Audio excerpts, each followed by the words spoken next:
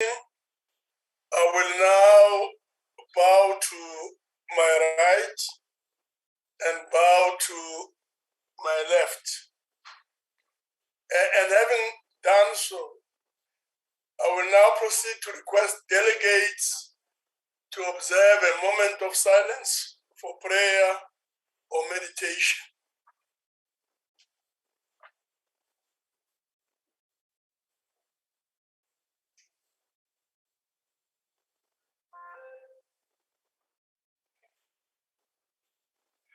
Thank you very much. Honorable delegates, before we proceed, I would like to remind you of the following. That the virtual sitting constitutes a sitting of the National Council of Provinces, that the place of the sitting is deemed to be Cape Town, where the seat of the National Council of Provinces is, that delegates in the virtual sitting enjoy the same powers and privileges that apply in a sitting of the National Council of Provinces. That for the purpose of the quorum, all delegates who are logged on to the virtual platform shall be considered present. That delegates must always switch on their videos. That delegates should ensure that the microphones on their gadgets are muted and must always remain muted. That the interpretation facility is active, and that any delegate who wishes to speak must use the raise your hand icon. Honorable delegates, in accordance with Council Rule 2471, there will be no notices of motion or motions without notice. Honorable delegates, before we proceed to questions, I would like to take this opportunity to welcome the Deputy President of the Republic of South Africa to the House. I must add, of course, that there's a word doing the rounds that today is Deputy President's birthday. We'll confirm this later. Further, I would like to remind delegates of the following rules applicable to questions. The time for reply by the Deputy President to a question is 5 minutes. That only 4 supplementary questions are allowed per question. That a member who has asked the initial question would be the first to be afforded an opportunity to ask a supplementary question. That the time for supplementary question is 2 minutes, and that the time for reply to a supplementary question is 4 minutes. The supplementary question must emanate, as members know, from the initial question. The first question is a question from Honorable Mtetwa. The question is on economic intervention measures following looting and or destruction in KwaZulu-Natal. The question, as I've already indicated, is from E.M. Mtetwa, and the question is directed to the Deputy President. I now call upon the Honorable Deputy President to respond to question 13. Honorable Deputy President. Thank you very much, Honorable Chairperson. Greetings to yourself and honorable members of the NCOP. I'm very happy to be amongst you today. Honorable Chairperson, as government, we strongly condemn public violence and any accompanying acts of criminality such as looting, of businesses and destruction of property that took place in the countries last month. Honorable Chairperson, no amount of grievance should lead us on a path of destruction and not uphold the rule of law. The provinces of KwaZulu-Natal and Gauteng were adversely affected by riots that resulted in disruption of delivery of basic services, stoppages to economic activities. Most municipalities, including eThekwini and Johannesburg, had to cease rendering some of the basic services, including bus transport, waste collection, construction work, in the interest of protecting their own workers, commuters, and assets during this volatile period. As a measure to stimulate economic recovery, government has availed 2.3 billion rands to support businesses that were affected by ongoing restrictions as a result of the COVID-19 pandemic and further exacerbated by the looting and destruction of logistical infrastructure during the last month's unrest. This amount is made up of the reprioritization of 700 million by the Department of Trade and Industry and Competition and 300 million by the Department of Small Business and Development. This government support, Honorable Chair, is directed at critical infrastructure refurbishment to support bulk infrastructure development in the affected economic areas such as industrial park, shopping centers, and factories. Industrial loan facility to support manufacturing companies affected by the looting and COVID-19 with specific focus at rebuilding of our infrastructure, fittings for the premises, restocking, and working capital. Retail Recovery Support Fund, which will provide interest-free loan to companies that have been affected by the unrest, towards funding for the rebuilding of infrastructure, also with fittings for premises, stock, and working capital. And Business Survival Support Program to assist affected small enterprises with working capital, including stock, machinery, and equipment, revolving credit facility, payment moratorium of up to 12 months, and the repayment period up to 84 months.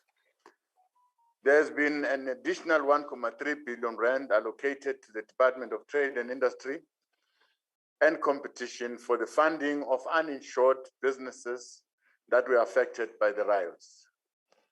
Our immediate priority, Honorable Chairperson, is to accelerate the implementation of our economic recovery reconstruction plan to revive all destroyed businesses, create and protect existing employment, and drive inclusive growth.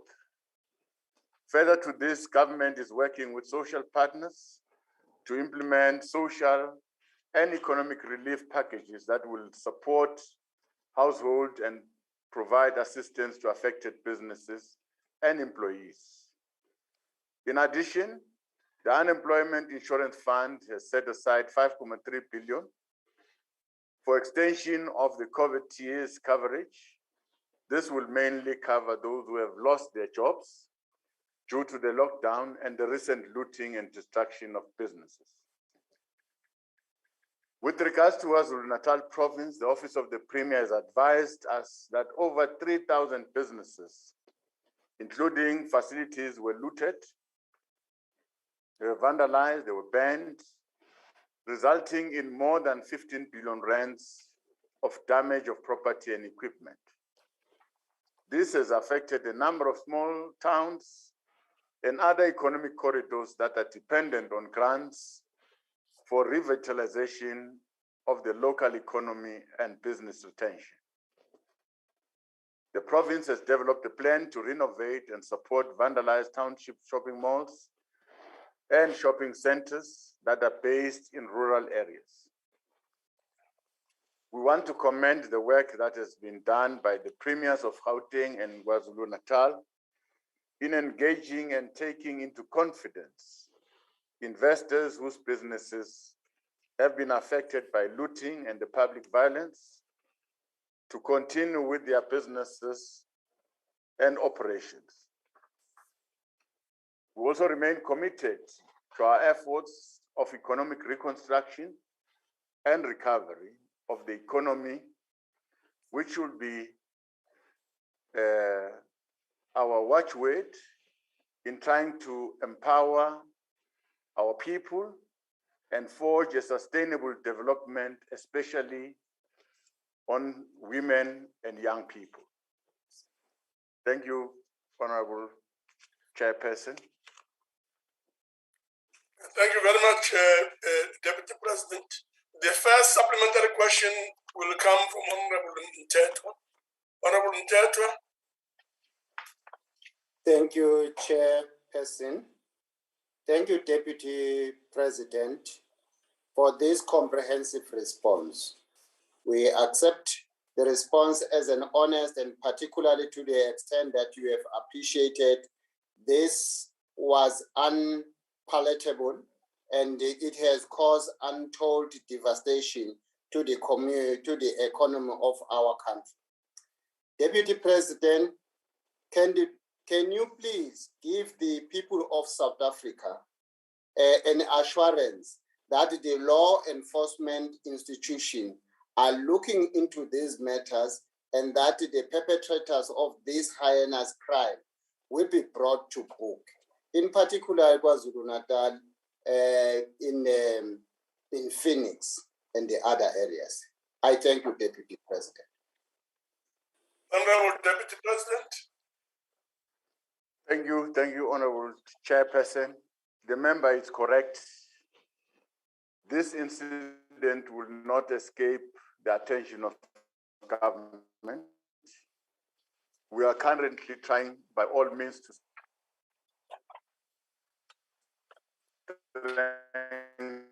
strengthen our law enforcement structures so that they stand ready for future disruptions.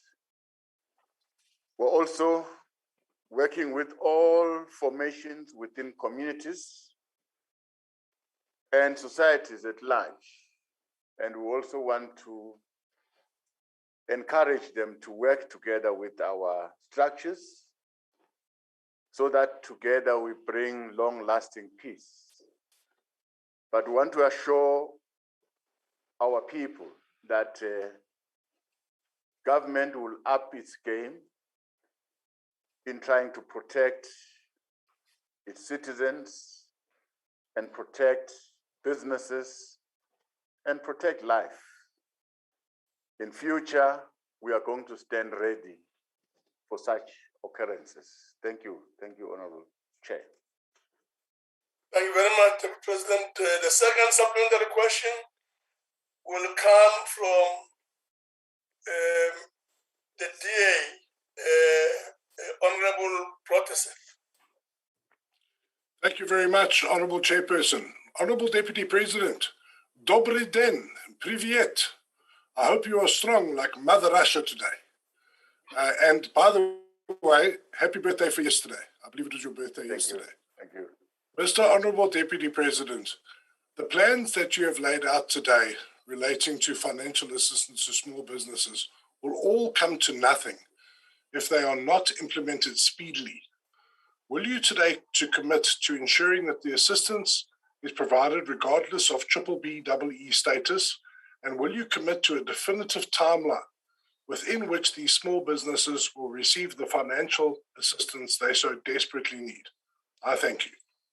Thank you very much, Deputy President. Thank you very much, Honorable Chairperson. Of course, the Honorable Member is correct. The sooner we attend to the destruction, to all the businesses that have stopped working, the better for our economy, the better for our country, and the better for those who are unemployed, who have lost their jobs. But I must say that it will depend on basically on the availability of resources. The resources that we have made available, it's not enough to deal with all the problems that have been created. But I must assure South Africans that our South African Special Risk Insurance Company, which is within the fold of the state, is also currently making an assessment of all the looted and banned businesses with a view of providing support.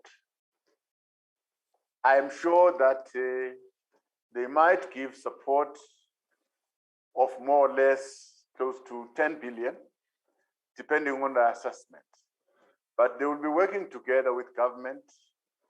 So as government, we have not waited.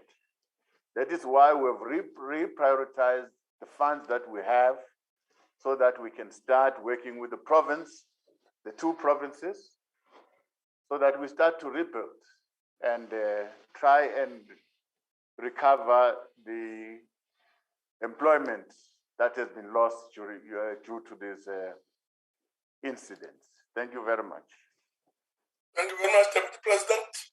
The third supplementary question comes from Honorable Lutuli. Honorable Lutuli. Thank you, Chairperson, and greetings to everyone.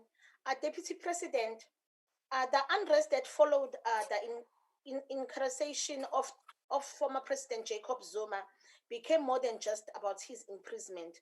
The unrest was the eruption of the frustration of the people who have for a very long time felt excluded and unheard.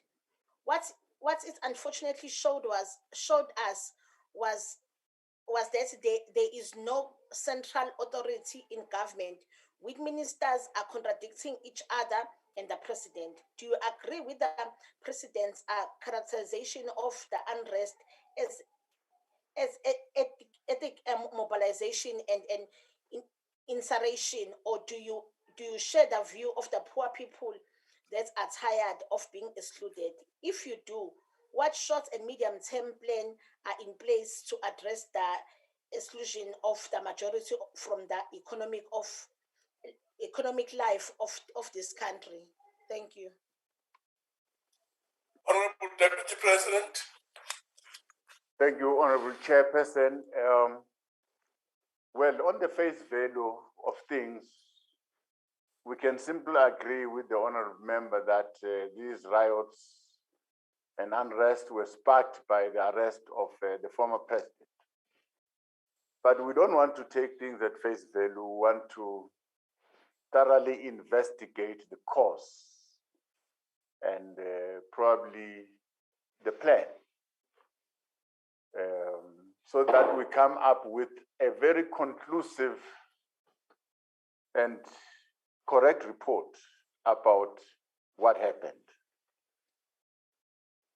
Well, I think as a country, we must accept that we could have done better as the security cluster in trying to avoid this kind of occurrence.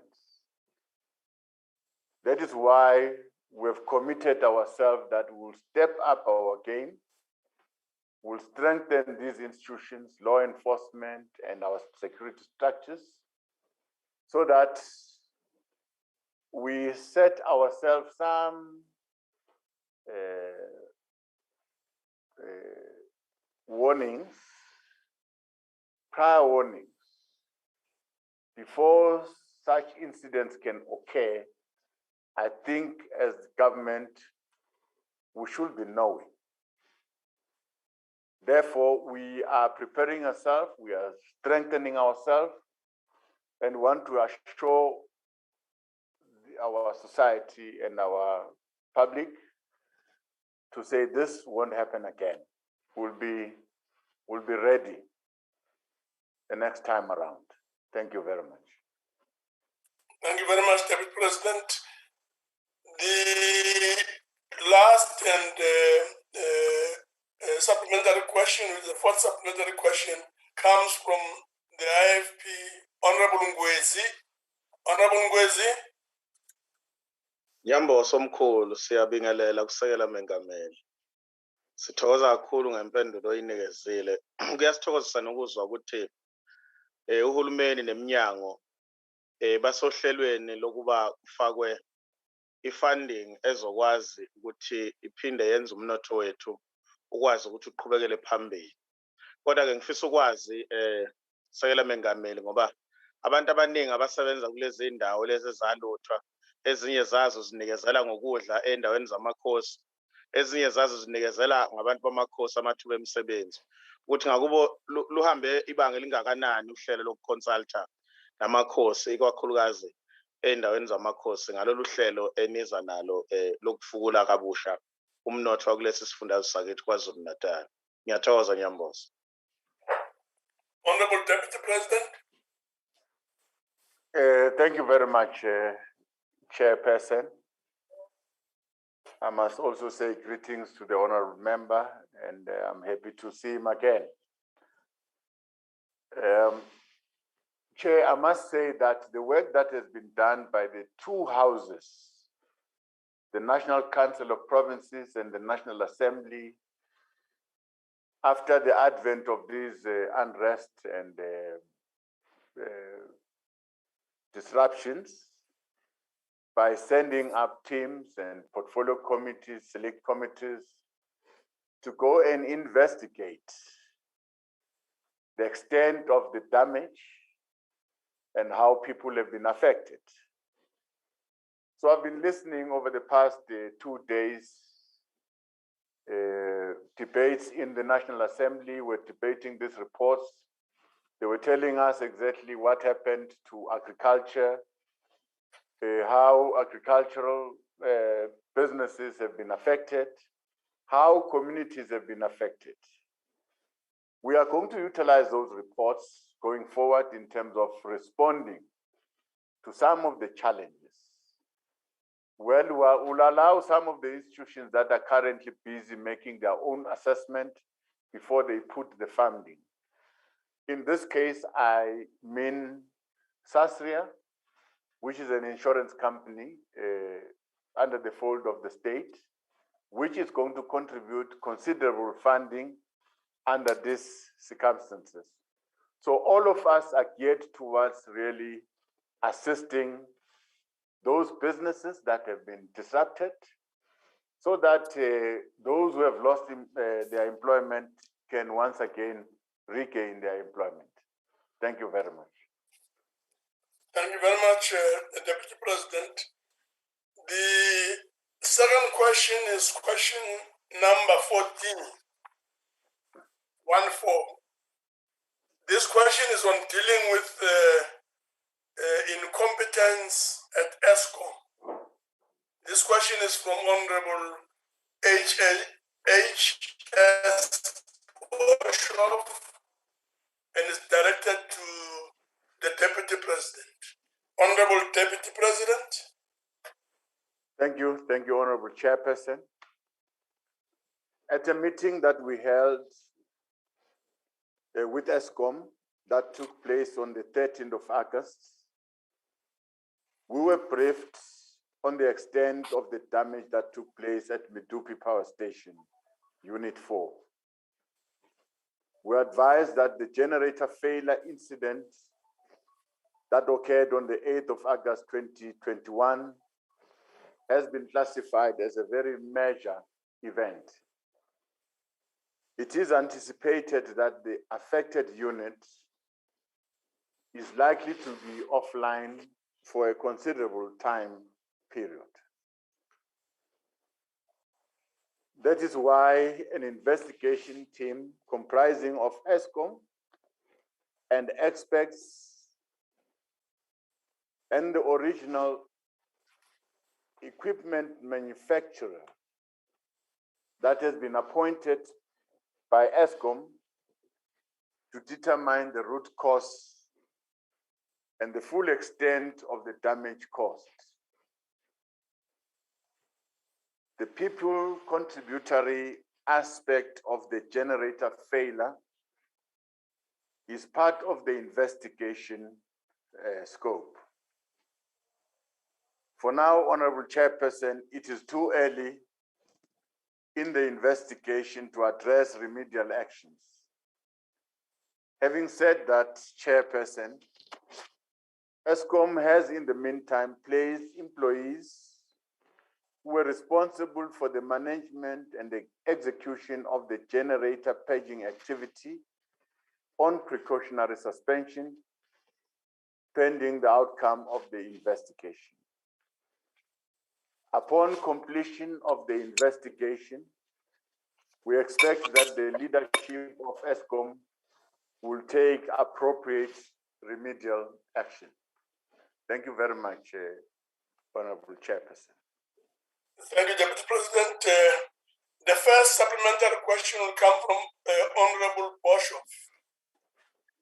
Thank you very much, Chair. Good afternoon, Honourable Deputy President, and welcome back to sunny South Africa, depending on where you are.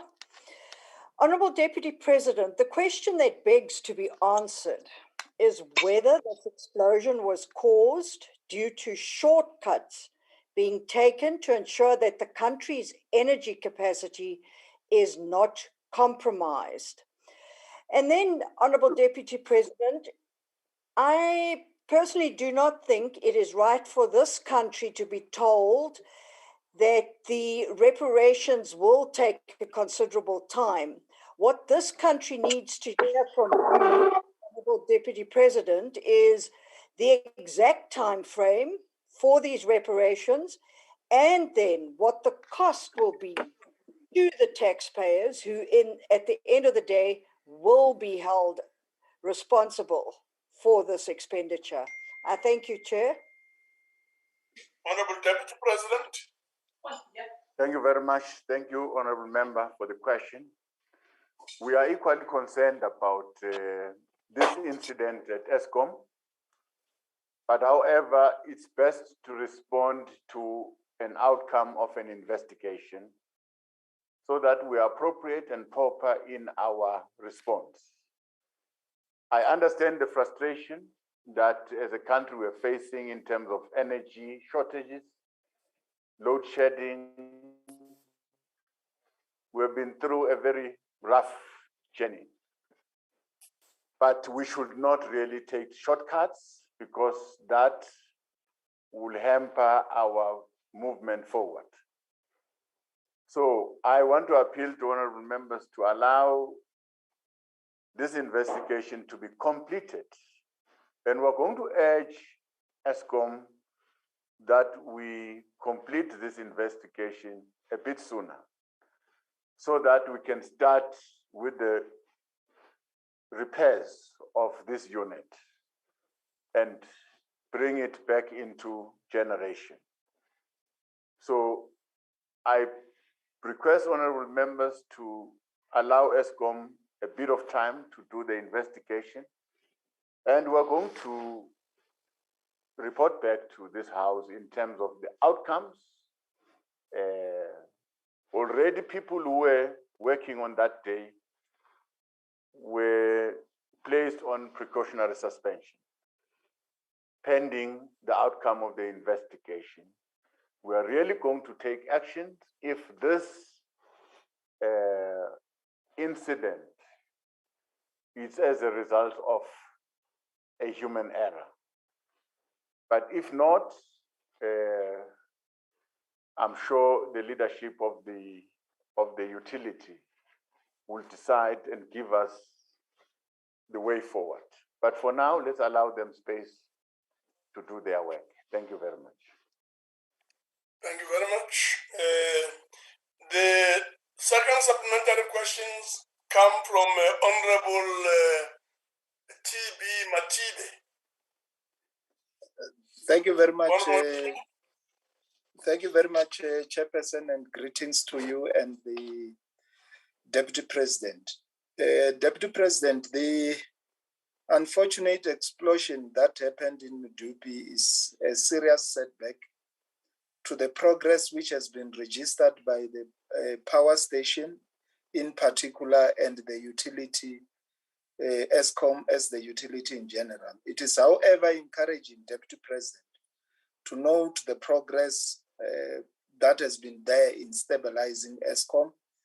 And as per the ESCOM results that of 2020 showing improvements in governance structures, financial and operational performance is quite encouraging.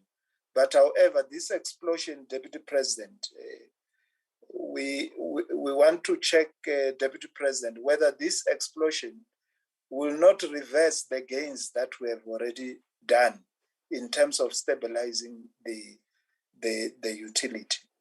And also get an assurance that as soon as the report is available, it will be available to the investigation report is available, it will be available to the House as well as the relevant committees of Parliament. Thank you very much, Deputy President. Deputy President. Thank you, Honorable Chairperson. I want to concur with the Honorable Member that this is a major setback on our efforts to stabilize our energy generation. We have, over the past few months, recorded good progress in terms of stabilizing our generation, stabilizing load shedding, which we must commend the ESCOM leadership for all those good efforts. Yes, I agree, this is one step back. But we are fortunate that the entire plant, that is the power station, has been saved. A unit exploded. Out of the 6 units, 1 unit exploded, which we can still repair and allow the other units to proceed, giving us generation. So we still have our power station and we'll repair this 1 unit so that the entire power station is back into generation again. This Honorable House will be favored with the reports, the investigation report and the remedial actions,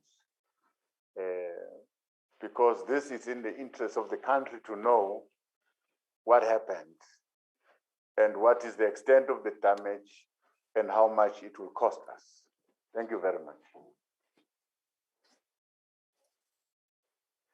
Thank you very much, Deputy President.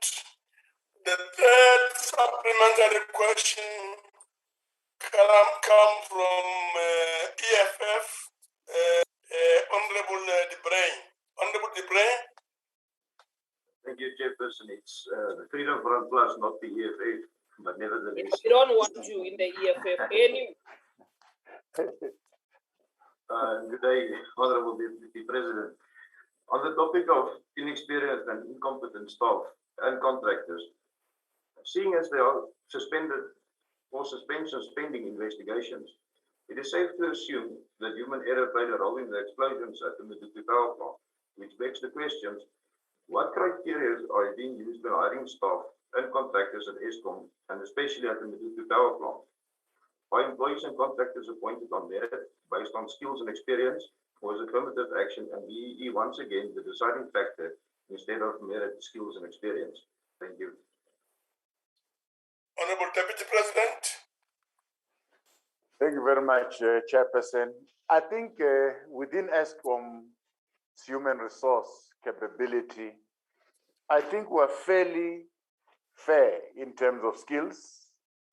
They are doing ongoing training so that we've got people that can look after these facilities. I don't want to preempt the report Of course, I cannot rule out a human element because these power stations are manned by people. So if anything happens, those who are on duty at that time will be in a position to explain what happened. But for correctness sake, let's allow this investigation to be concluded. I'm happy to convey this message to the House that ESCOM is gradually building its skills gap, closing it with the required skills that are needed by the utility. Remember that we are coming from a period where we've lost some of the skills over a period. But now the current leadership is trying to rebuild and everything seems to be stabilizing. And all we must do is just to give this leadership the necessary support. We will definitely pull through. Thank you. Thank you, Deputy President. The last and fourth supplementary questions come from the EFF. Honorable Zamdamela. Honorable Zamdamela. Thank you, Chairperson. Deputy President, you previously characterized the sheer incompetence at ESCOM as sabotage by ESCOM insiders who are intent on crippling the power utility. Deputy President, is there any evidence of sabotage at ESCOM? And do you not consider the real sabotage at ESCOM that is by senior leadership of ESCOM in order to collapse the utility, the entity, and hand over power production and distribution to private companies? If not, are you not of the view that the recent actions of the ESCOM CEO, who publicly gone out in support of opening up competition to ESCOM for power generation and said it's detrimental to the stability of ESCOM? Thank you, Chairperson. Honorable Deputy President. Thank you, Honorable Chair. Let's welcome the question from the Honorable Member. I want to assure the House and the Honorable Member that there is no intention of government that is led by President Cyril Ramaphosa to privatize the generation of energy. We have harped on this point many a times, and I'm sure some people in our society are very skeptical that finally we want to hand over this utility to private hands. That will never happen. The President has assured us many times. The only thing that we spoke about was the unbundling of ESCOM into transmission, generation, and distribution, which is on course.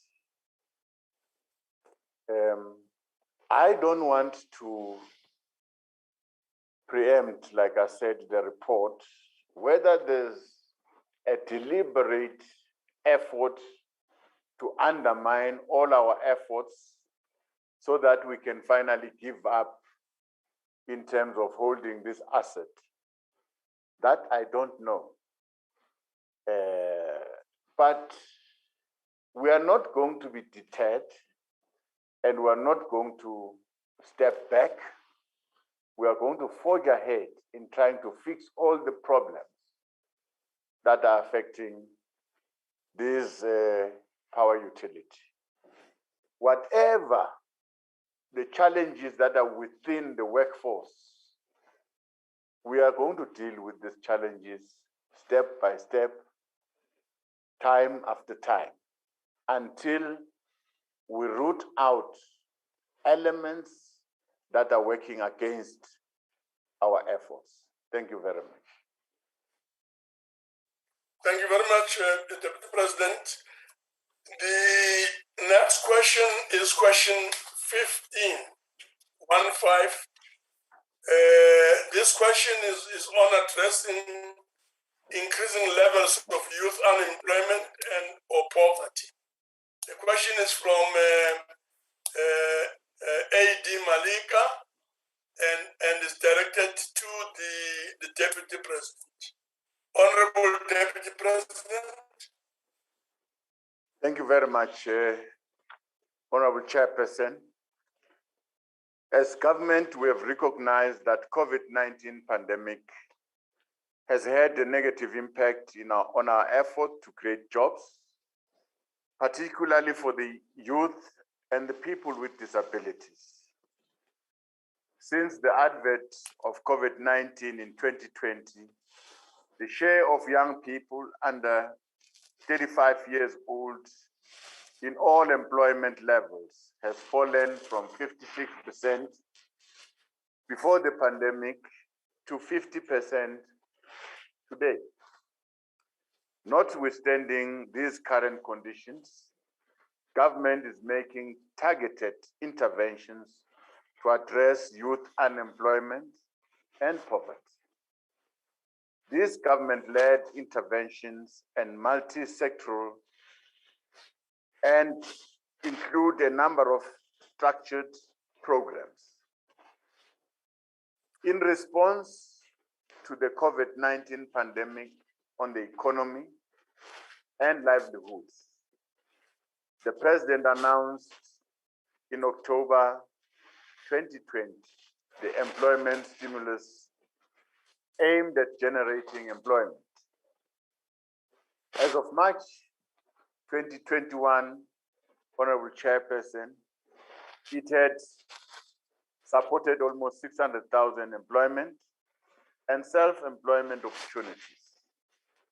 Through this program, government has allocated a total of 13 billion rands in the 2020-2021 financial year, which prioritizes young people and women across various sectors.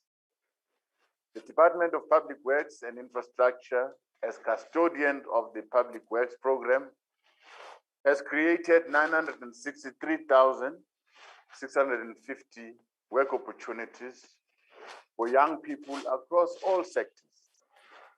Through the expanded Public Works National Youth Service, 3,900 youth have been trained. Government is advancing an integrated service delivery model, which is carried by the Department of Cooperative Governance, contributing towards youth employment opportunities through the Community Work Program. During the 2020-2021 financial year, 65,000 young people benefited from the Community Work Program by receiving an average income of 880 rands. Honorable Chairperson, during the last 3 financial years, the Industrial Corporation has provided support of approximately 2.6 billion to youth-owned enterprises, which contributed to the creation or retention of 3,800 jobs over the past 3 years. By the end of March 2021, the National Empowerment Fund has already approved a total of 1,146 transactions with a value of 11.1 billion rands. A total of 54 transactions are youth-empowered, youth-owned, valued at 372 million rands. These programs are cross-sectoral interventions and seek to achieve the following objectives: provide relief package to young people denied tangible participation in the economic mainstream, break down structural barriers keeping young people out of economic opportunities, build back better from COVID-19 pandemic by targeting low-income earners, worst affected by worsening inequalities. Prioritize continuous training and reskilling of young people with requisite skills demanded by the new world of work. Support young people who live in township and rural areas to participate in economic hubs by addressing prohibitive issues like transportation and high data cost. Over and above this intervention, during August 2021, government reintroduced the COVID-19 Social Relief of Distress grant of 350 rands. While, Honorable Chairperson, this grant is specifically not targeted to youth, from the previous iterations, we have noted that more than 60% of the recipients of this grant are young people. The reintroduction of this grant will make a significant difference in reducing poverty and hunger. Moving forward and working with our social partners, it will be important to find practical measures and incentives further discourage young work seekers, and also scaling up our incentives to employers in both the private and public sectors to employ young people so that they can gain foothold with the requisite experience. Among concrete measures is to ensure that there is high absorption capacity of young people and women, and set aside in sectors such as agriculture, agro-processing, mining, tourism, and oceans economy. At the recent held 4th Human Resource Development Council Summit, we have agreed on the urgent need to address the issues of young people that drop out of various points of their schooling.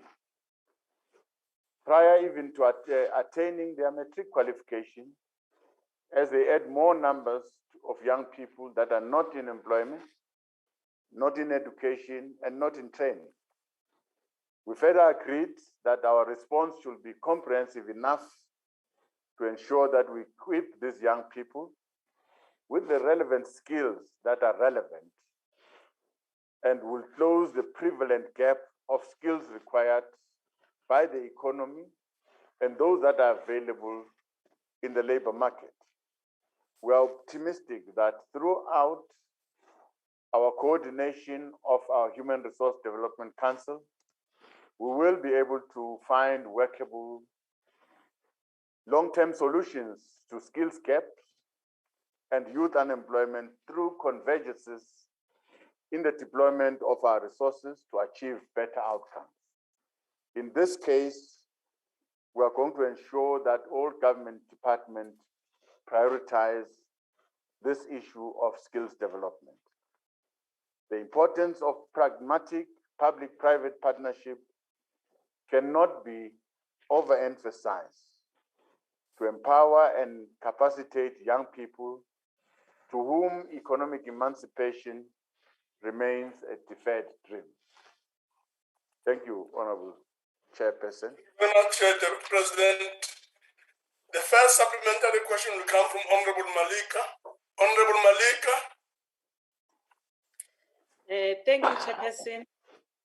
Ngibonge kusekela Mangameli ngempendulo yakhe egculisayo. Honorable Deputy President, on Tuesday, 24th August 2021, the National Council of Provinces held a plenary session with 3 ministers and premiers to present their plans to deal with youth unemployment, which has reached crisis levels. I say this to demonstrate that this House takes this matter very seriously.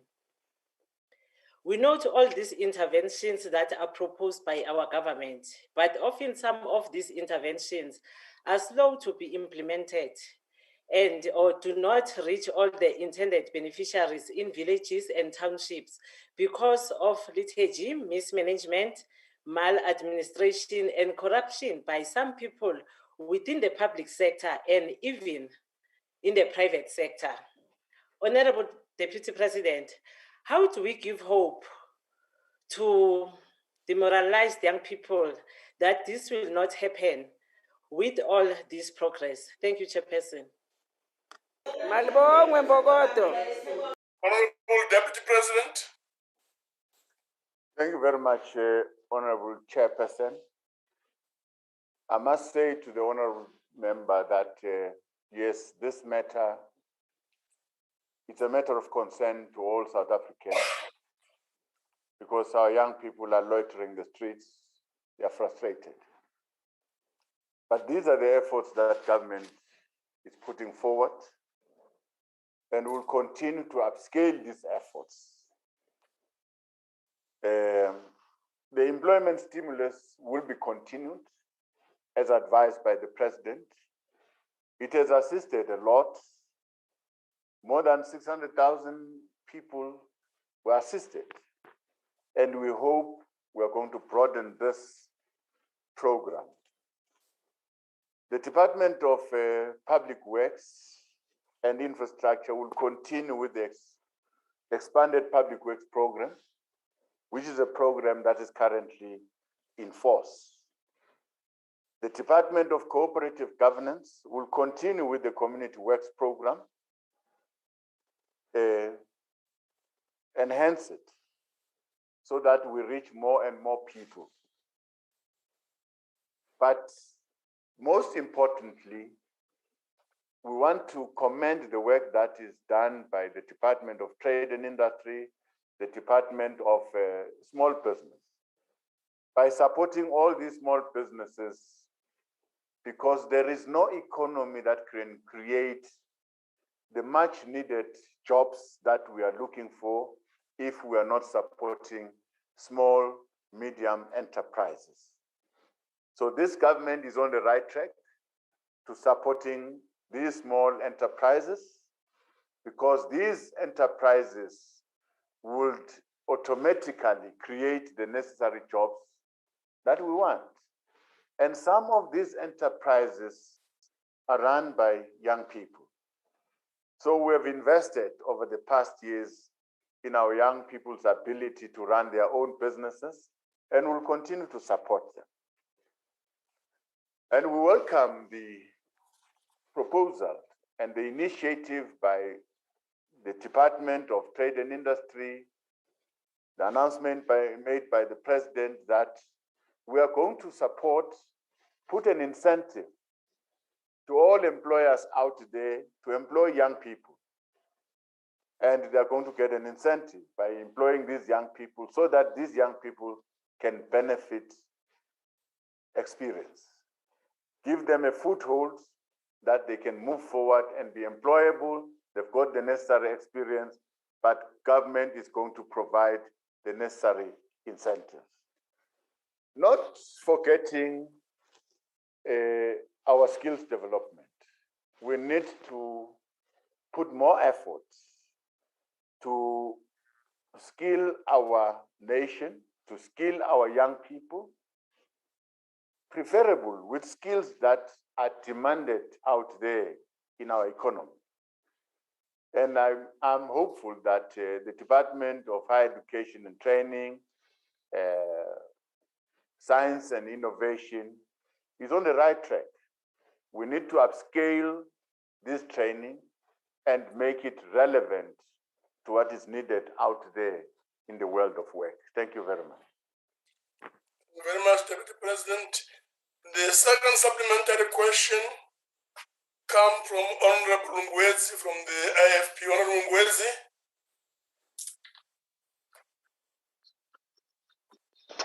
Thank you very much, Honorable Chairperson of the NCOP. Honorable Deputy President, it pains me to know that the government itself have trained and paid for so many young people to do social work and to do Bachelor of Education through Funza Lushaga, NSFAS, and many other financial programs that are available. Yet those people today have not been employed.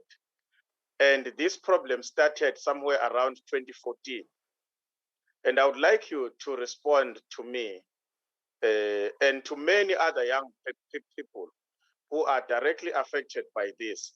For how long must young people who have been trained by government on different bursaries and like Funza Lushaka social work bursaries, for how long should they wait for employment? Because the demand in the Department of Social Development and many other sectors like that and education is there. Classrooms are full. Institutions where social workers are required, they are full. And government seems to be, not doing well in employing these people. So for how long should they wait? Because the rate of high unemployment, these people also contribute a percentage on that one. But government is not addressing that. Thank you, Chair. Thank you very much, Honorable Deputy President. Thank you very much, Honorable Chairperson, and thank the Honorable Member for the question. The concern by the Honorable Member is well placed, that we have trained young people. They're out there, they're unemployed, because the intention right from the beginning was that these young people must be employed in the public service. However, the Honorable Member is aware that over the past few months, we've been grappling with our wage bill. We want to stabilize our wage bill so that we employ people, we enlist the services of people where we think service delivery is being hampered.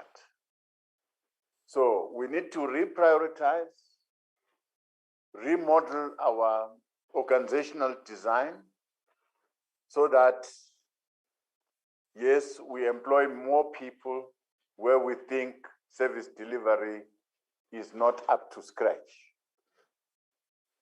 It is quite clear that in terms of social development, with all the stress that our people are going through, we need a number of social assistants, social workers, but that is going to be taken after we've made a thorough organizational design and stabilize our wage bill so that our workers in the public service should receive an increment at the right point. They should not be deprived of an increment because the state can't afford. So we need to correct that, and we have given ourselves time really to deal with the matter. But for the meantime, as much as we recognize that, we're not going to all of a sudden absorb all these young people that are out there. I'm happy that some of those who are trained to be teachers, they've been absorbed through our employment stimulus. Some of the 600,000 workers that have been employed through this stimulus package are young teachers that came into the system to assist. It's not a permanent job, but it has given our young people a bit of an experience, and some of them are going to be absorbed as we fill certain posts that are available through natural attrition. Some people are taking their packages, they are leaving the service. Those people are going to be employed.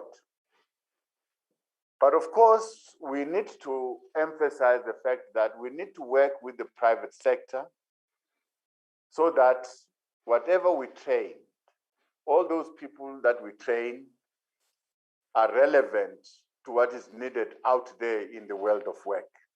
That we're going to insist and we're going to correct. Thank you very much. Thank you very much, Deputy President. The third supplementary question comes from the EFF, Honorable Matebula. Honorable Matebula.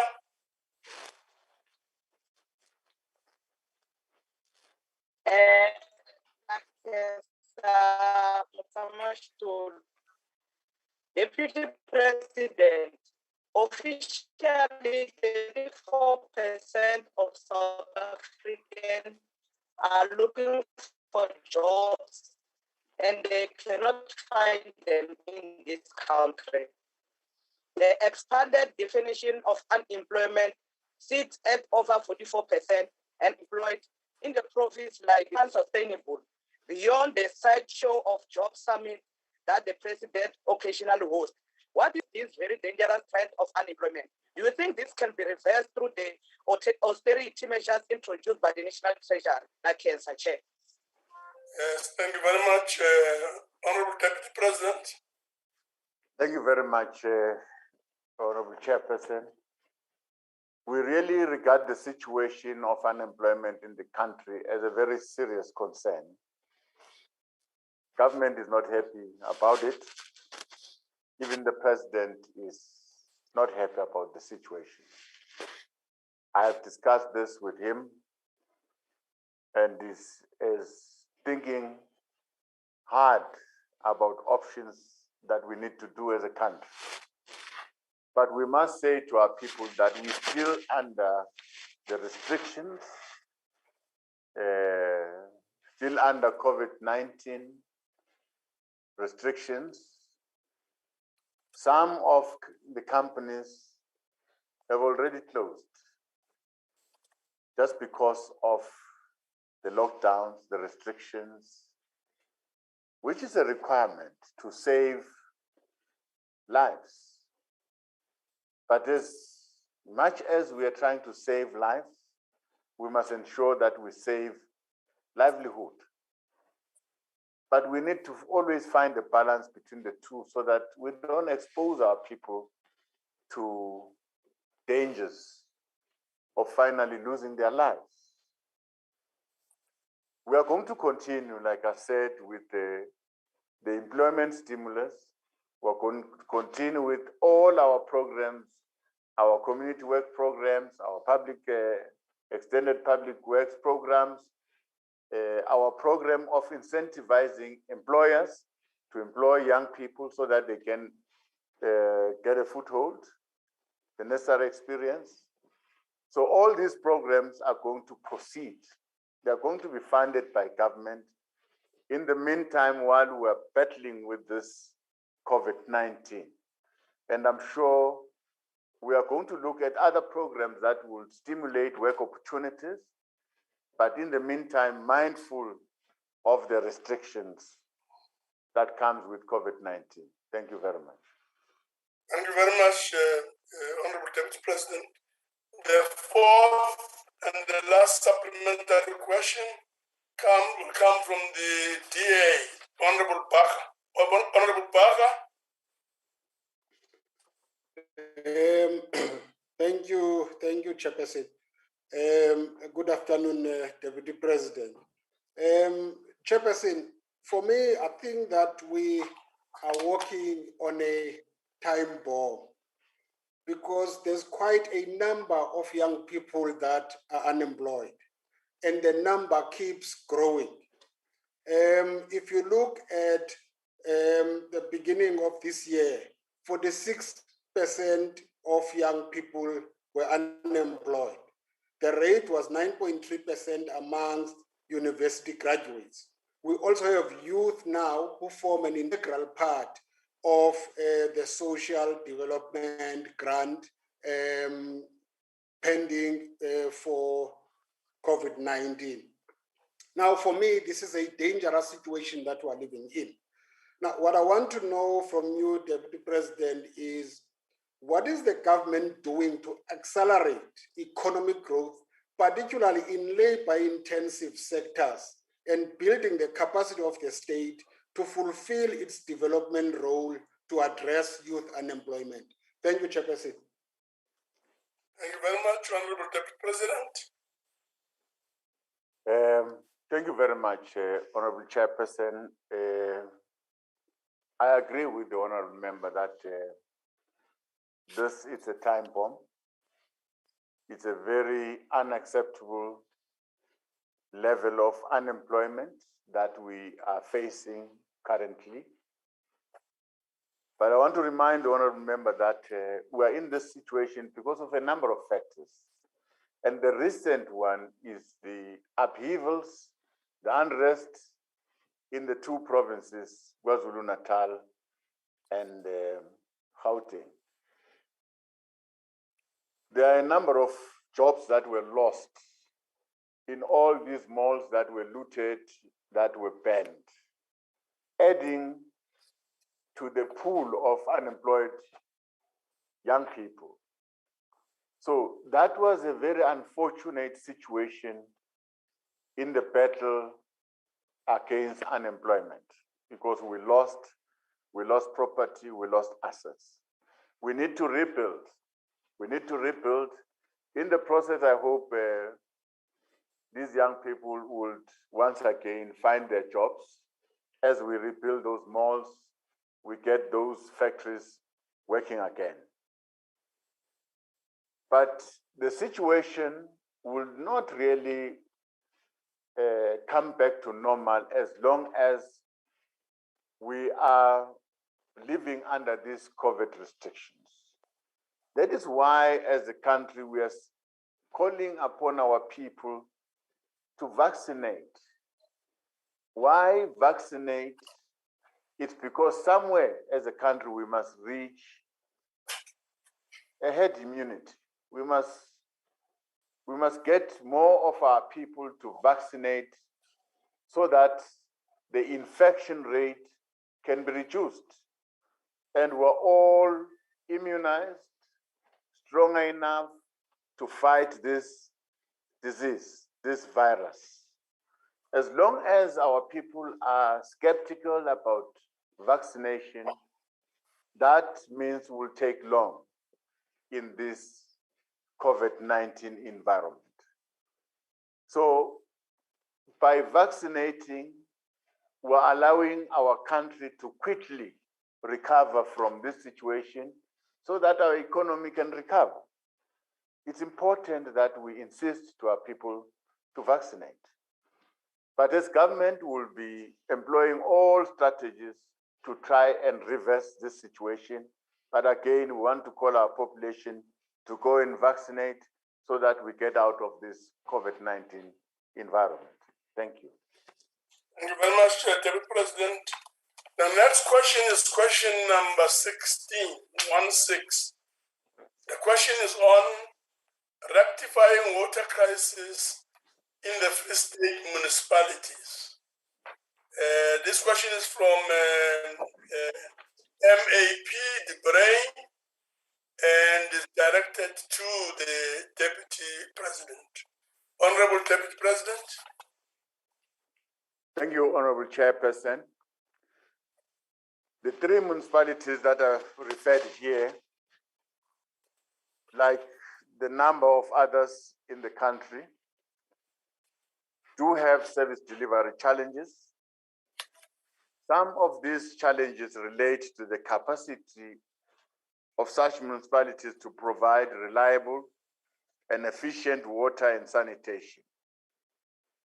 This, Honorable Chairperson, is a matter of grave concern. It is for this reason that as government we have realized the need for a better coordinated and comprehensive approach to all interventions at municipalities through the district development model, for which the purpose of this question will result in communities having access to water and sanitation.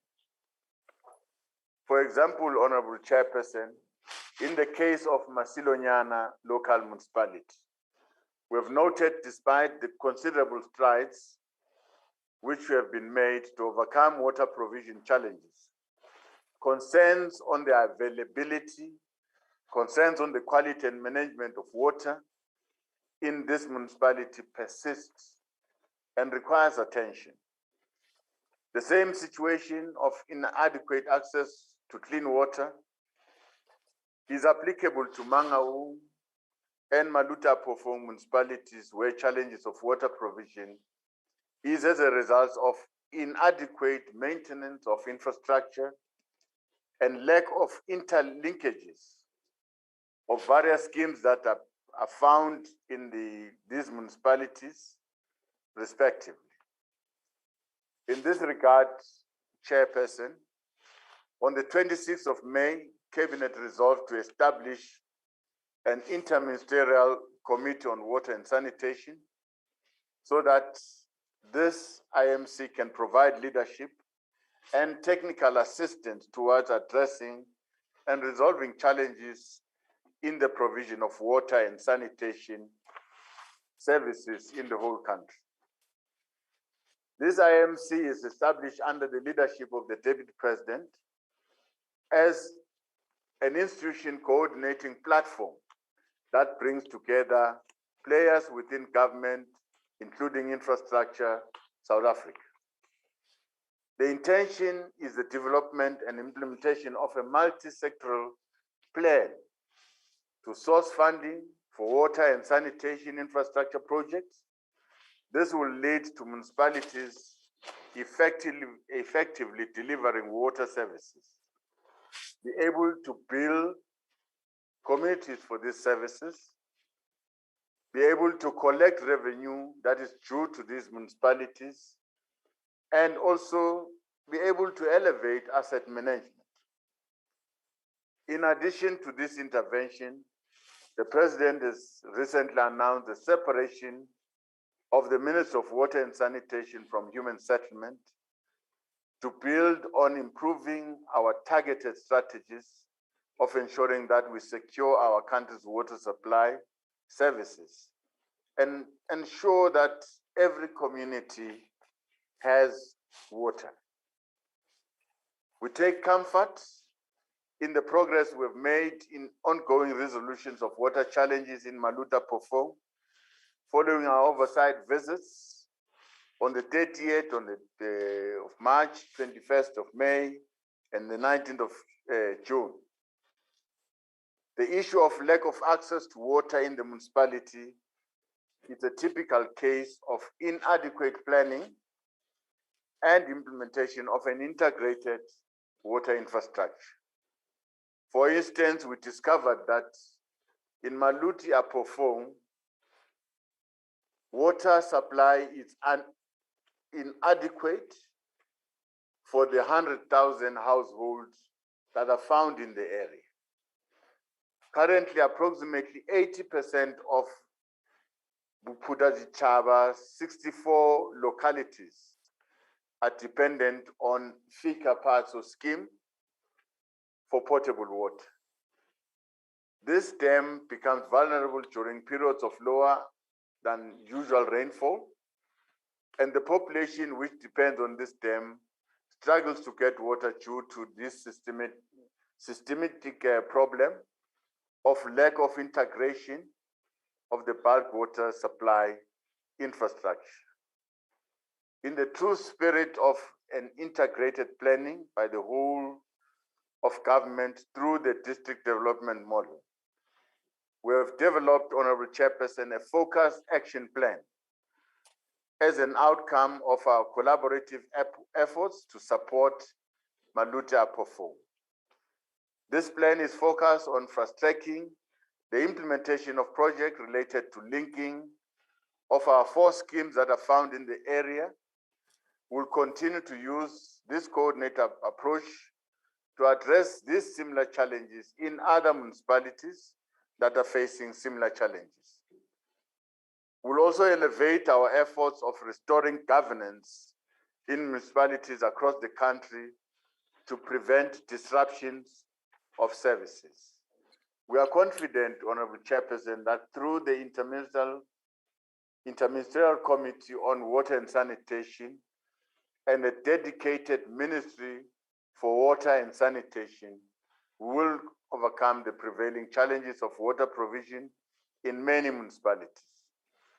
We continue to call for our active citizenry that cares for facilities in their localities, that do not vandalize, do not ban infrastructure, thus ensuring sustainability of all these services that they consume.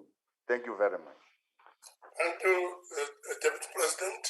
The first supplementary question will come from Honorable Debray. Honorable Debray. Thank you, Chairperson. Deputy President, I really do applaud the fact that you recognize the problems and that you undertook to do something about it. But having said that, I still need to ask, since your last visit to Malutia performed together with the Minister of Water and Sanitation earlier this year, where promises were made to spend about 220 million rand in the short term and 2.1 billion rand in the long term on infrastructure and so forth to bring relief to the water crises. What has been done so far, and how much was spent to date, as the citizens of Malutia are still complaining in this regard? Mr. Deputy President, regarding the Mangaung municipality, or Metro municipality, some will argue that there are no or few water crises, but most fail to keep in mind the rural towns of the Westdorp, Wepener and Stalensrus, which also forms part of the Metro after they joined the Metro in 2016, purely for political gain. As we speak today, the Westdorp is without water for about a week now, and in the last 4 years, citizens count themselves lucky if they have water for 2 hours in the mornings and 2 hours in the afternoons. This after the issue has been raised with the municipality numerous times since 2018, only to fall on deaf ears. What are you, Mr. Deputy President, going to do in terms of your oversight role to help the people of the Westdorp to enjoy the basic human right to have access to clean water? Thank you. Honorable Deputy President. Thank you, Honorable Chair, and thanks to the Honorable Member for the question. We must say that as we're dealing with the challenge of electricity in Maluta Pofong, we got to know about the challenges of water in the entire district. And we were made aware of the challenges of water in Mangaung, made aware of the challenges of water at Mfuleni municipality and the sanitation problems going with these water challenges. Now, we have since investigated exactly what is happening. What is the problem? The first problem is that there were disruptions in the delivery of electricity due to the fact that these municipalities are not paying on time, and they had continuous fight with ESCOM, taking each other to court, disruptions, and we finally intervened. And the court has ruled to say, no, ESCOM must take over the supply of electricity in those areas. And we've agreed with the court ruling, and we are now working on a service level agreement that must be signed by ESCOM and the municipality. That will also help in the provision of water, because some of the water infrastructure and the pumps need electricity so that they can pump water to the required destinations. That is one problem, but we've also discovered that there are a number of projects that have been started to try and join all the schemes that are there that are not speaking to one another. So these projects are now on our radar screen, and we want to ensure their completion, because if one scheme has got a problem, the other scheme can augment, so that communities under that scheme should not be without water. That means all the schemes must be speaking to one another because they are within a district. The same happens with Mangaung, the same approach with Mfuleni. Mfuleni, we're dealing with the sanitation problem, and we're making progress. Now that we have got a dedicated ministry of water and sanitation, I think movement forward is going to be faster. Thank you very much. Thank you, Deputy President. The next question, supplementary question.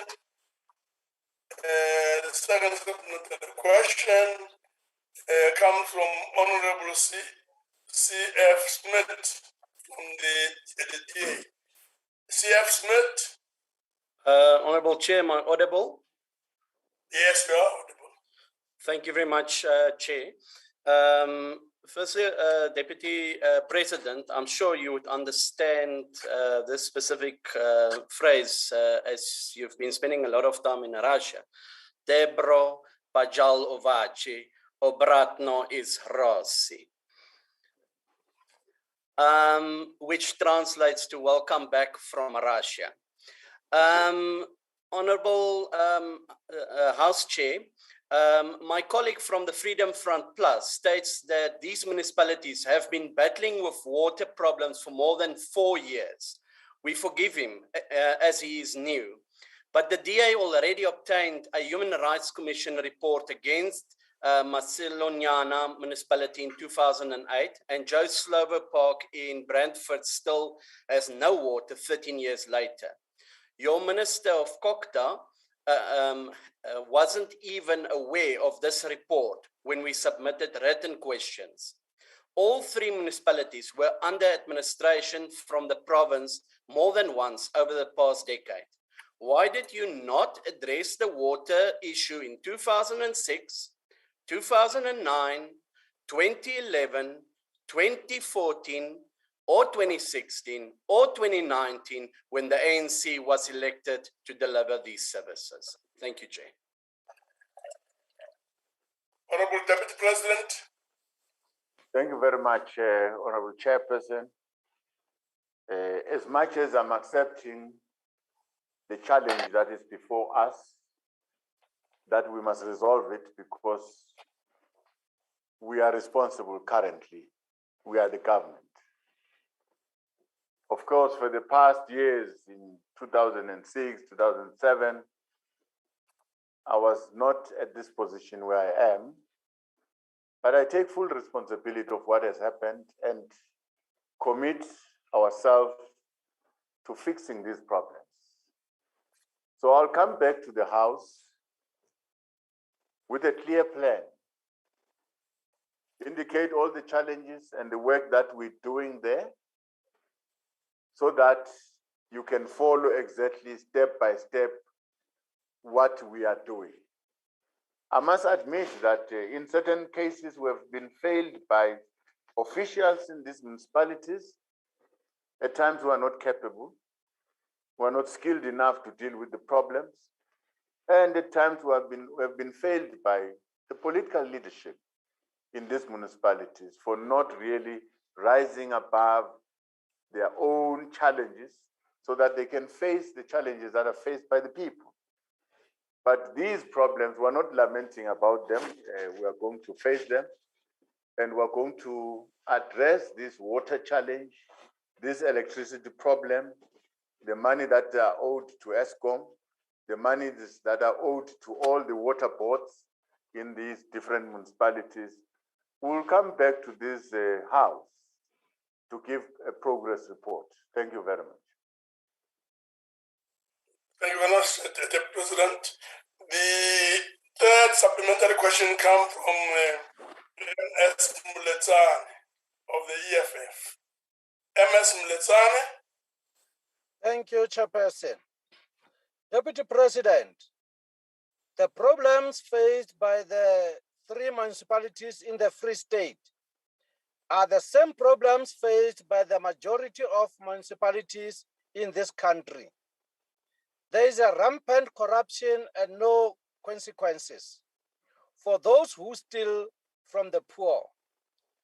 There is no overwhelming strategic development role that has been defined for the municipalities. You know this. We all know this. The Auditor General's report about these problems every year. Why have senior leaders of government ignored the findings and recommendations of the Auditor General with regards to municipalities every year? Thank you, Chairperson. Honorable Deputy President. Thank you very much, Honorable Chairperson. The Minister of Cooperative Governance and Traditional Affairs is currently dealing with all the Auditor General's outcome that are very specific to what must be done.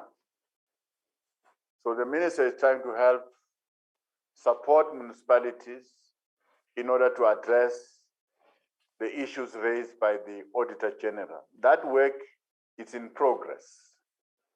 And if possible, Honorable Chairperson, would want to appraise the House about the progress that has been made so far to address the concerns raised by the Auditor General. Very important, because it should not just be a compliance matter that the Auditor General every year in, year out, will raise the same problem and nothing is done. So we want to come back and say, this is what has been done. This is outstanding. But of course, we are working very hard to strengthen our law enforcement agencies so that we are able to deal with corruption at the level of municipalities. More and more effort is going to be put in trying to investigate and arrest people who are alleged to have been stolen some monies from these municipalities. We are improving our capacity to deal with mismanagement and maladministration in those municipalities. That report by the Minister of Cooperative Governance and Traditional Affairs will indicate the efforts that we're putting in dealing with these challenges that are faced by municipalities. I cannot agree more with the member about the observations that all municipalities in the country, in the main, are faced by more or less the same problems of maladministration, mismanagement, and corruption. At times, internal conflicts at a leadership level. All those issues we committed to address them. And from time to time, we'll be able to give progress reports. Thank you very much. Thank you very much, Deputy President. The last and fourth supplementary question comes from the ANC. S.J. Mohai, Honorable Mohai. Thank you, Chairperson, and thanks, Honorable Deputy President. The necessity to improve governance and strengthen planning across municipalities cannot be overemphasized. It may be true that some of these municipalities struggle with revenue collection, which makes provision of services impossible. But this is precisely the reason why we need to strengthen planning in order to circumvent some of these challenges. To what extent is shortage of requisite skills a contributory factor in the collapse of these municipalities? And are we confident, Deputy President, that we have a plan to address this situation?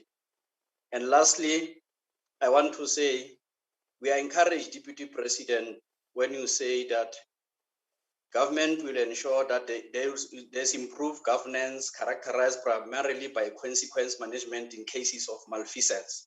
Thank you, Honorable Chairperson. Thank you very much, Honorable Mohai. Honorable Deputy President. Thank you very much. Let's welcome the question from our Chief Whip. Thank you very much. We're quite aware of these challenges that are faced by municipalities. Correctly speaking, you are right when you raise the element of skills. There's skills mismatch in our municipalities. People that are not engineers are deployed in areas where engineers are required. Hence, the failure of municipalities to deliver services that are appropriate. So we're working on that as raised by the Auditor General, key issues that we need to attend to. So we're going to attend to the question of skills mismatch. We're going to attend to the governance failures, mismanagement, maladministration, and corruption. Going forward, we're going to strengthen our hand. We're going to arrest people. We're going to convict people. Those that are mismanaging the affairs of these municipalities will be expelled from these municipalities. Those that are behind maladministration will be expelled. Through our district development model, which enforces us, all of us, to work together, we are going to discover these culprits that are responsible for the downfall of our municipalities. Thank you very much. Thank you very much, Deputy President. We will now move on to question number 17. This is a question on COVID-19 impact on the fight against HIV and or AIDS. This question comes from Honorable DC Christian. It is directed to the Deputy President. Honorable Deputy President. Thank you very much, Honorable Chairperson.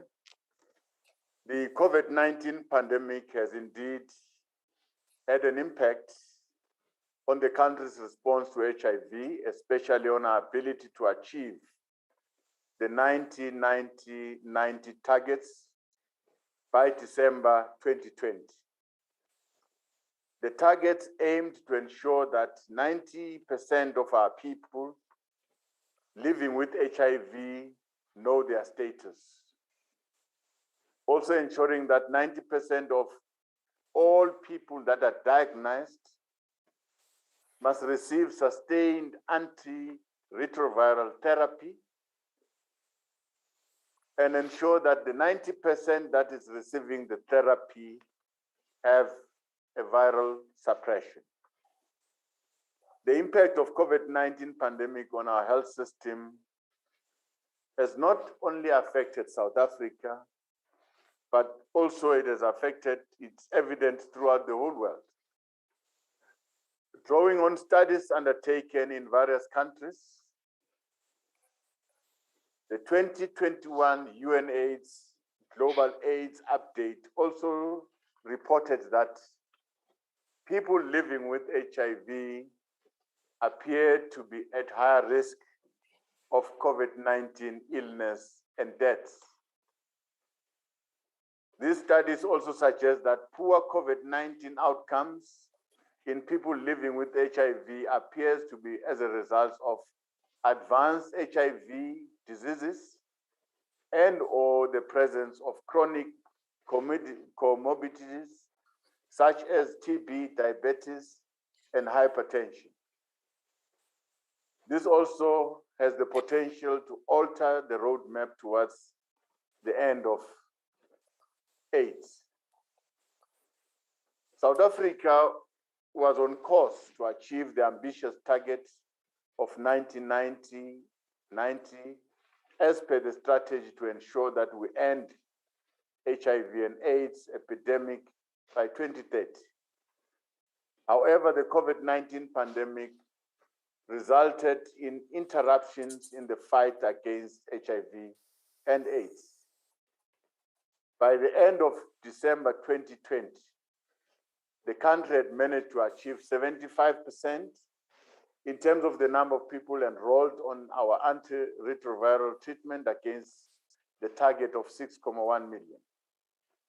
The Department of Health, in response to COVID-19 related challenges, became very innovative by integrating our services in testing and provision of antiretroviral therapy. As a multi-stakeholder, committed to further strengthening our response towards the ending of the epidemics of HIV and TB, even as we respond to the novel COVID-19 pandemic, we should continue to deal with HIV and TB. This includes the implementing a catch-up program that integrates services relating to HIV, TB, and COVID-19, and extending the term of our current National Strategic Plan for HIV and TB and STIs 2017 to 2022 to end in 2023.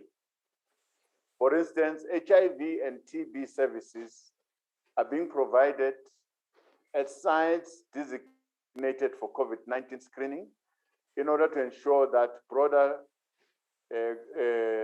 reach of our people is accomplished there. Differentiated modes are being employed to dispense antiretroviral medicine, and these include multi-month dispensing, home-based dispensing, and the central chronic medicine dispensing and distribution system. This system couriers medicines to chronic patients so that they do not need to travel to public health facilities to collect their medicines. These differentiated models enables people to living with these pandemics to have an uninterrupted supply of medication. Honorable Chairperson, as we forge ahead in our fight to end AIDS, let us individually and collectively stem the tide of new HIV infections. South African rest assured that even under the constrained fiscal environment, we are ensuring that budget reprioritization does not negatively impact the response to HIV. We commend all sectors of SANAC, as well as our development partners, for their continued collaboration with government in sustaining our national response to HIV and AIDS. Thank you very much, Honorable Chair. Thank you, Deputy President. The first supplementary question comes from Honorable Christians. Honorable Christians.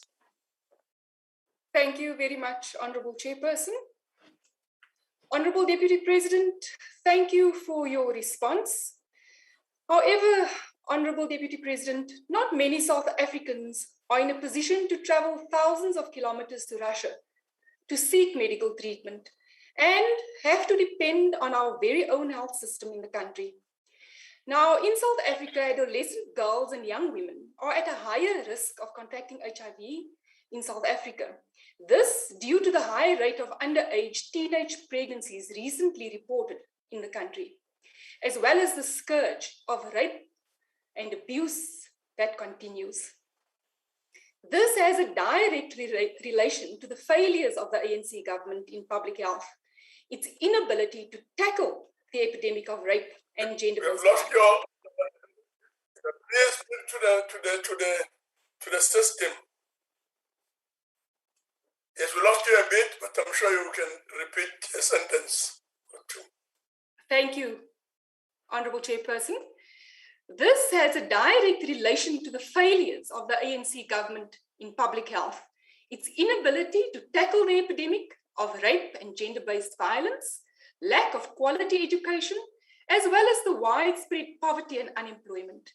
Now, how does our national government intend to reduce an epidemic that, according to the South African National AIDS Council, has seen 72,000 AIDS-related deaths in 2019, when these root causes of the epidemic remain rampant? Thank you, Honorable Chairperson. Honorable Deputy President. Thank you. Thank you very much, Honorable Chairperson. I'm sure I've heard the question very well. I must ensure and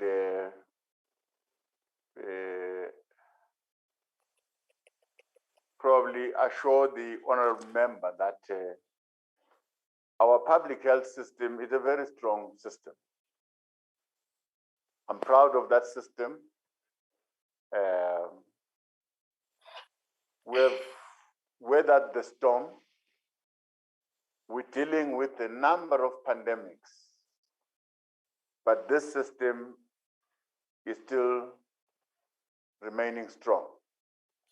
This system is standing even today. We've been able to enroll a number of people into our antiretroviral therapy. A very huge undertaking. And our people have responded. They are taking treatment. As much as we know that there's a big number of these people that have not been tested, but we're almost closer to reaching our target of 90. We're almost at 75%, and we should commend the system. We should commend the system, and this 75% has been introduced into antiretroviral therapy, and their viral load has been suppressed. That is why a number of people living with HIV are still living today, because they are being supported by the Department of Health. So we must give credit where credit is due, and maybe criticize where criticism is due, and criticism must be fair. Yes, I agree with the honorable member that there are serious pandemics that seeks to disrupt our social cohesion, especially gender-based violence, especially the scourge of rapes. And if we look at our figures, more young girls are infected. These are behavioral matters which we must call upon our society to desist. We are saying prevention of these epidemics should be our watchword. Prevention is better than cure. Our people must try and use the condoms that are available there. They must try and be faithful in their relationship. They must try and abstain if they are not, it's not time for them to enter into these serious matters of relationships, so that all of us work towards prevention. Prevention is the best way to deal with this, but it talks to our human behavior. The same with COVID-19, it talks to our human behavior. As much as we want to condemn the system, as the public, as society, we must work together with the system, we must work together with government, so that together we can achieve. Thank you very much. Thank you very much, Deputy President. The second supplementary question comes from the IFP ex-Ngwezi. Honorable Ngwezi.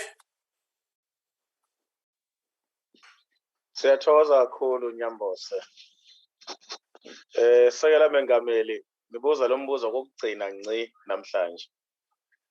Uma ubheka inhlelo ebezikhona ukuya phambili kanye nezimali lezi ezidliwe kakhulu umbulalazwe lona we-COVID-19. Ngakube sinayo imali eyanele yokusifikisa lapho besiplane ukufika khona mayelana nohlelo lolu oluthinta isandulela ngculazi negciwane elikhulu. Ngiyathokoza. Honorable President. Ngiyabonga osesihlalweni. Ngibonge nombuzo obuya ku-honorable member. Angikusho kugcwala umlomo ukuthi sithe sivelelwa ile sifo esisibiza ukuthi i-COVID-19 sasilethela ubunzima obuningi. Thina njengohulumeni sabhekana naso lesifo. Kodwa ekubhekeneni kwethu nalesifo asizange sithathe imali ku-Department of Health.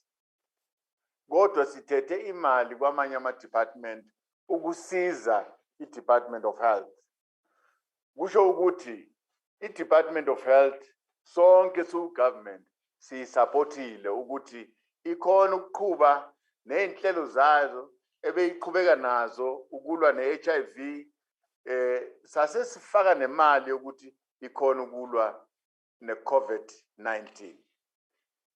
I can assure you that the department has been favored, has been supported by government to ensure that it can face these pandemics of HIV and TB, these pandemics of COVID-19. And the department is well placed. Yes, we have seen some signs of corrupt activities there, and we are dealing with those corrupt elements within the system. But the department is well placed, well supported to deal with these pandemics that are before us. Thank you very much. Thank you very much, Deputy President. The next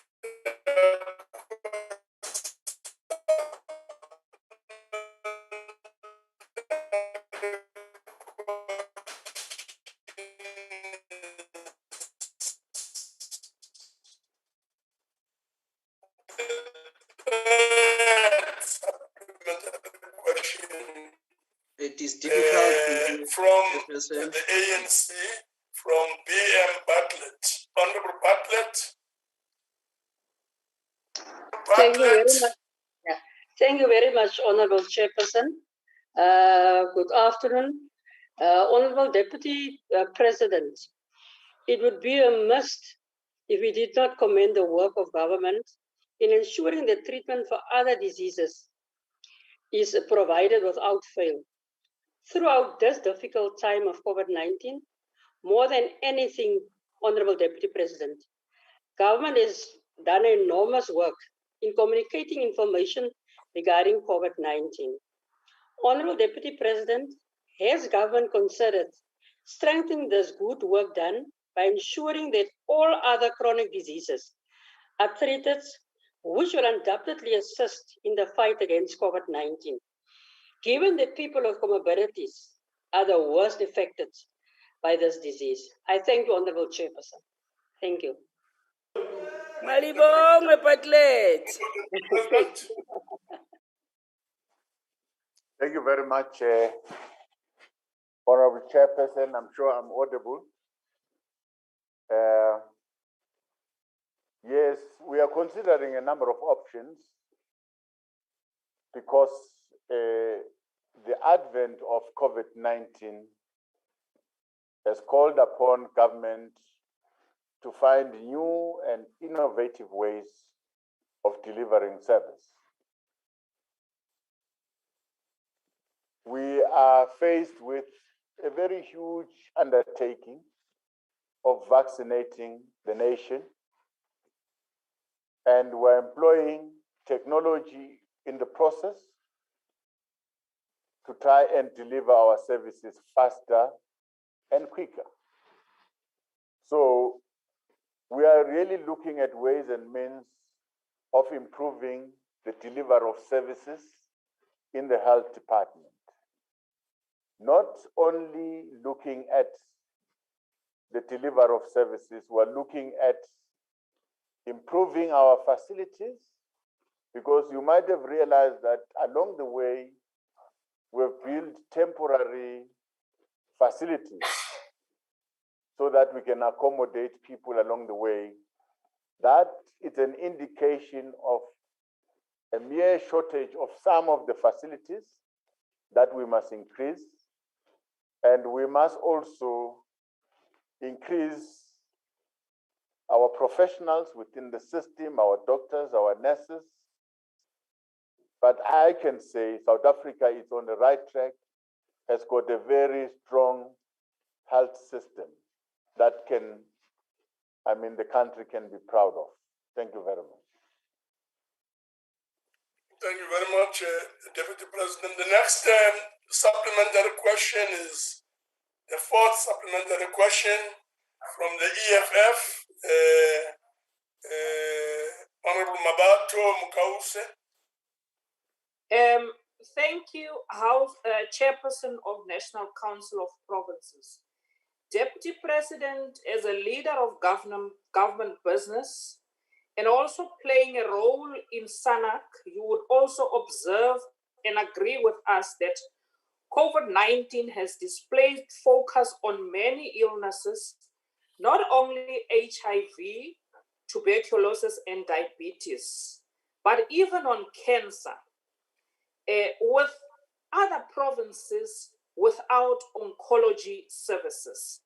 It is shown, Deputy President, that South Africa has a very dysfunctional healthcare service. We disagree with you. It is not a system, Deputy President, it's a healthcare service that you are providing. A system was supposed to speak to other departments like your SASA, your social development, and many other departments. So you are providing a healthcare service. It is a death trap, Deputy President, for millions who depends on public health care. They are not fortunate like yourself who can pay for health care abroad. And those who put you to power, Deputy President, depend on the service. What lessons relating to the shortcoming of public health care has your government learned from the experience of the past year and a half of the COVID pandemic? What specific actions in the next 5 years are you going to put in place to improve healthcare service in this country, not only in hospitals, but throughout healthcare facilities as well? Thank you, Chair. Honorable Deputy President. Thank you very much, Honorable Chairperson.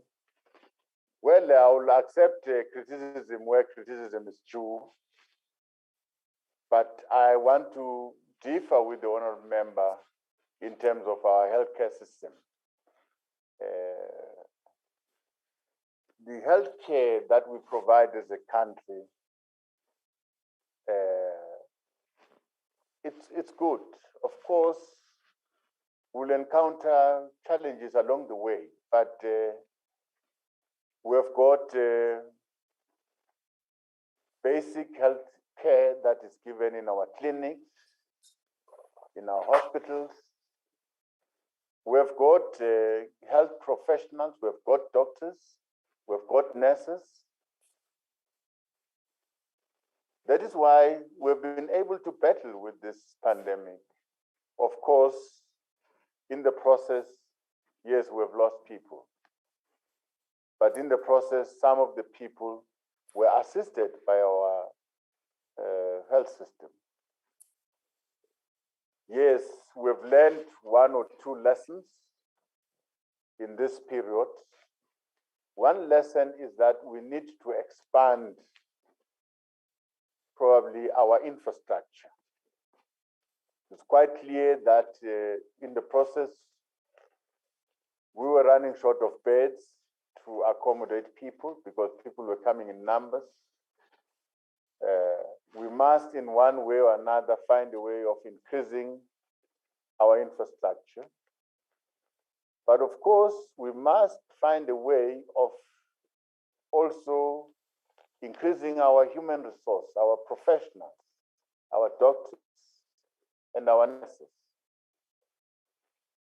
and ensure that the environment under which they work is very conducive.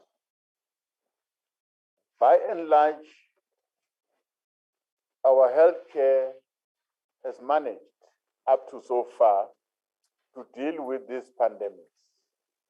I agree with you that, yes, some of the ailments like your HIV and AIDS were affected. That is why we had to extend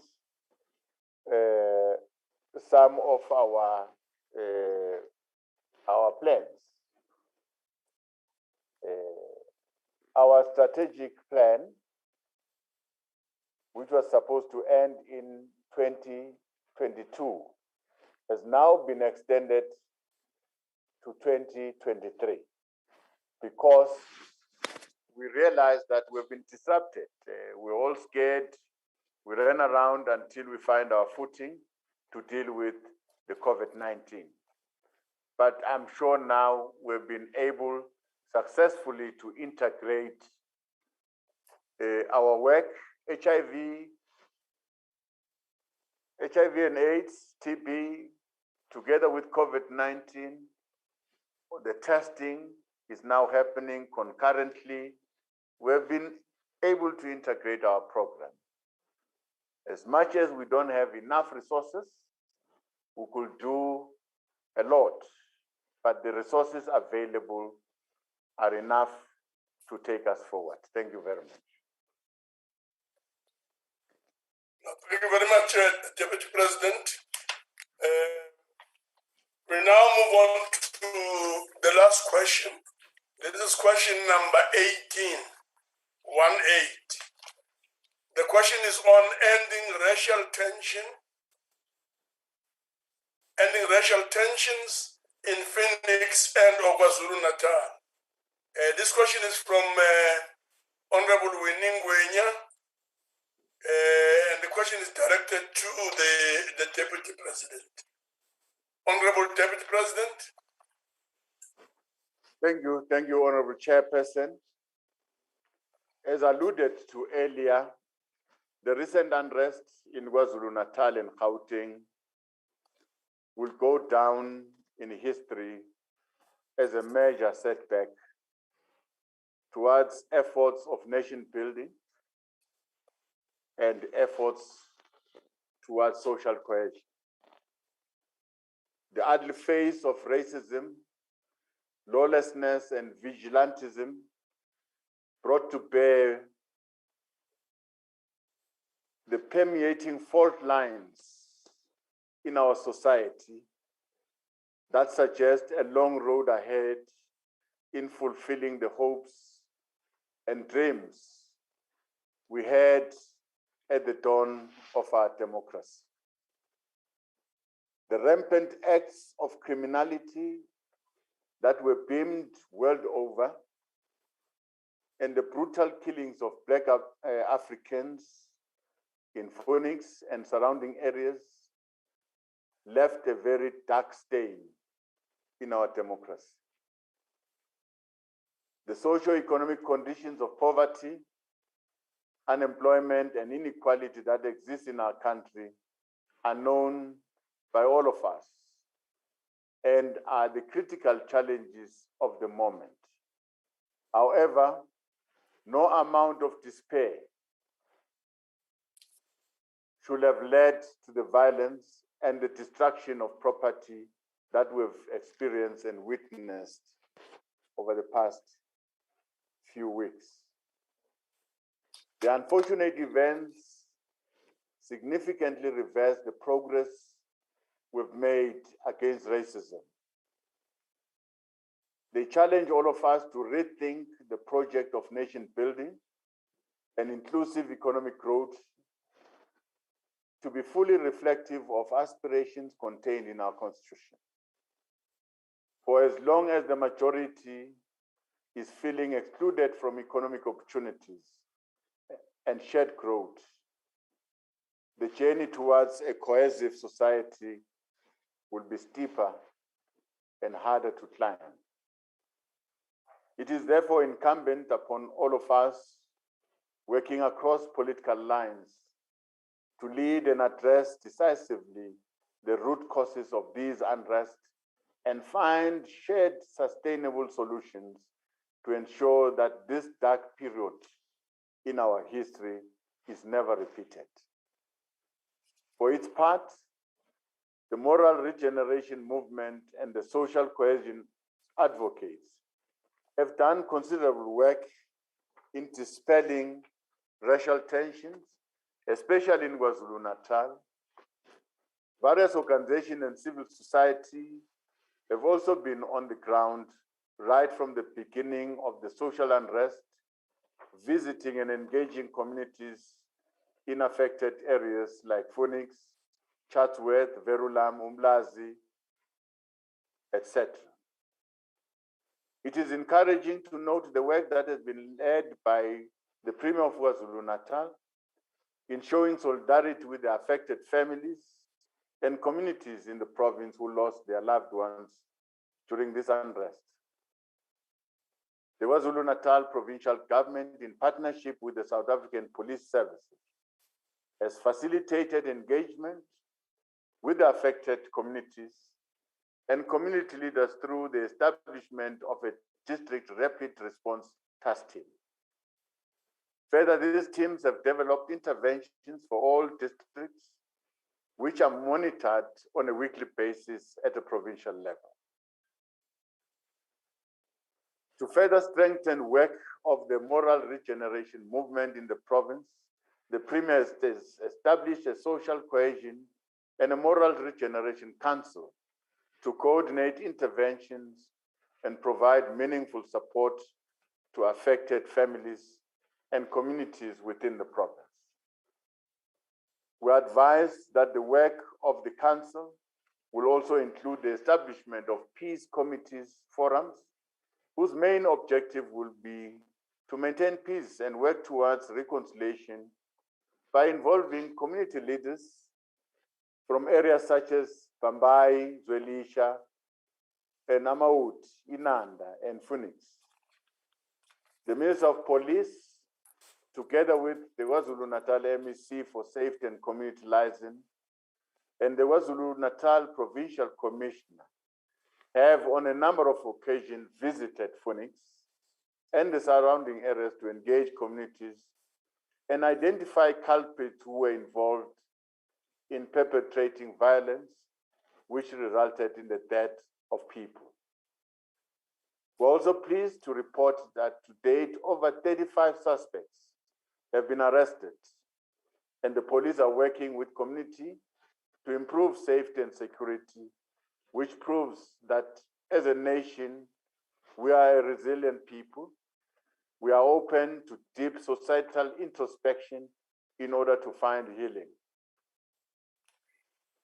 As we committed in the preamble of our Constitution, Honorable Chair, we must decisively deal with the scourge of racism, which is not in our collective interest because South Africa belongs to all who live in it in a united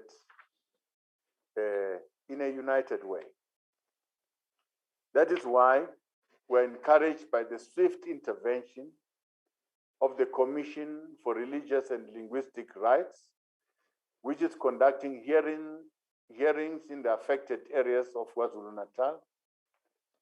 This contributes a great deal in facilitating a resolution to the friction and conflict, and within cultural, religious, and linguistic communities in our country, thus promoting peace, tolerance, and national unity.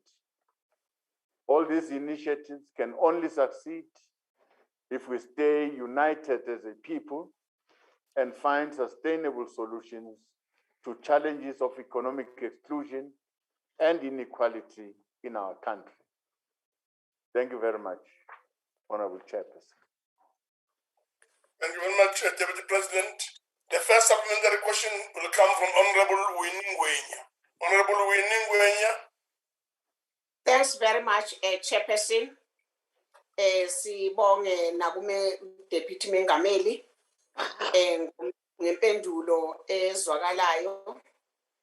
Sekela Mongameli ohloniphekile. Njengabantu abazibophezele ekwakheni umphakathi obumbene wentando yeningi, ongacwasi ngobuhlanga, ongacwasi nangobulili, futhi onempumelelo. Kumele sigxeke ngokuqinile noma yiluphi uhlobo lokuqapha, ukuthatha umthetho ngezandla nokuqanjwa kobuhlanga okusolakala ukuthi kwenzeke ePhoenix. It is wrong for any individual or groups of people to be punished for wrongs and crimes of other individuals We commend the police for progress in arresting suspects. We also commend our government for various social cohesion programs being implemented in the area and other parts of the country. Honorable Deputy President, ake uchazele lendlu ukuthi how do we assure South Africa that this terrible violence incident will not be repeated, and the national program to build a united, democratic, non-racial, non-sexist, and prosperous country is still on track. Ngiyabonga, Chairperson. Honorable Deputy President. Thank you very much, Honorable Chairperson, and thanks for the question. Yes, on the side of government, we can assure the nation that this will try by all means to ensure that it's not repeated.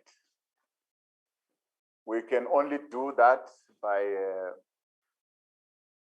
strengthening our law enforcement structures, our security structures, put up our early warning system so that we can react on time. But the honorable member must remember that government alone cannot achieve the desired outcome. Government can only achieve what is required, can only achieve peace and justice if it's working together with communities and societies. So as much as we take it upon ourselves as government to strengthen ourselves so that this is not repeated, we call upon our communities and our societies to join government in this journey. Yes, we recognize the setback, and we must, all of us, say this must not be repeated. Thank you very much.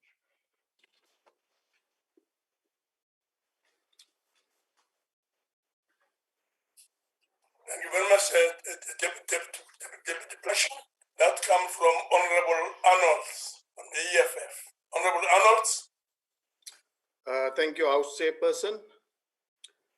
Deputy President, right in the middle of the unrest that followed the imprisonment of Mr. Zuma, the President of the Republic stood on national television and thanked the vigilante groups in Phoenix and elsewhere. These groups were made of white and Indian people who were extremely violent to African people. We know that the Indians in Phoenix ending up killing more than 40 African people.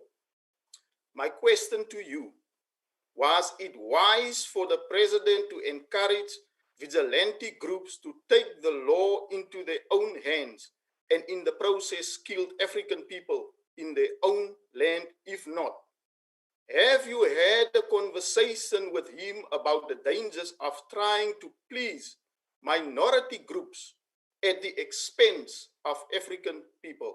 Thank you, Chairperson. Thank you very much, Honorable Deputy President. Thank you very much, Honorable Chairperson, and thanks, the Honorable Member, for the question. Well, knowing the President, and all of you, you know him, and I don't believe that the President can stand up and support racial tensions, support one group over another group. That is not the President I know. That is not the President who fought for this freedom that we are enjoying today. Part of his task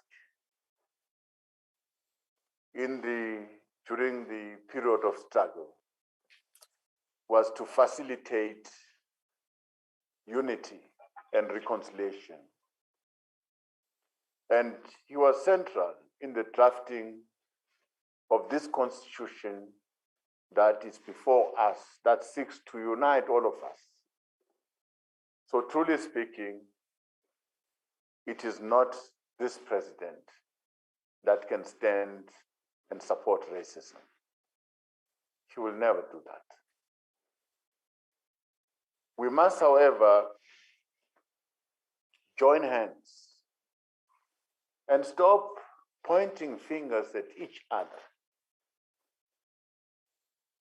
Racism should be erased in our vocabulary. We must treat ourselves as a united people. Diverse as we are, we belong to this country.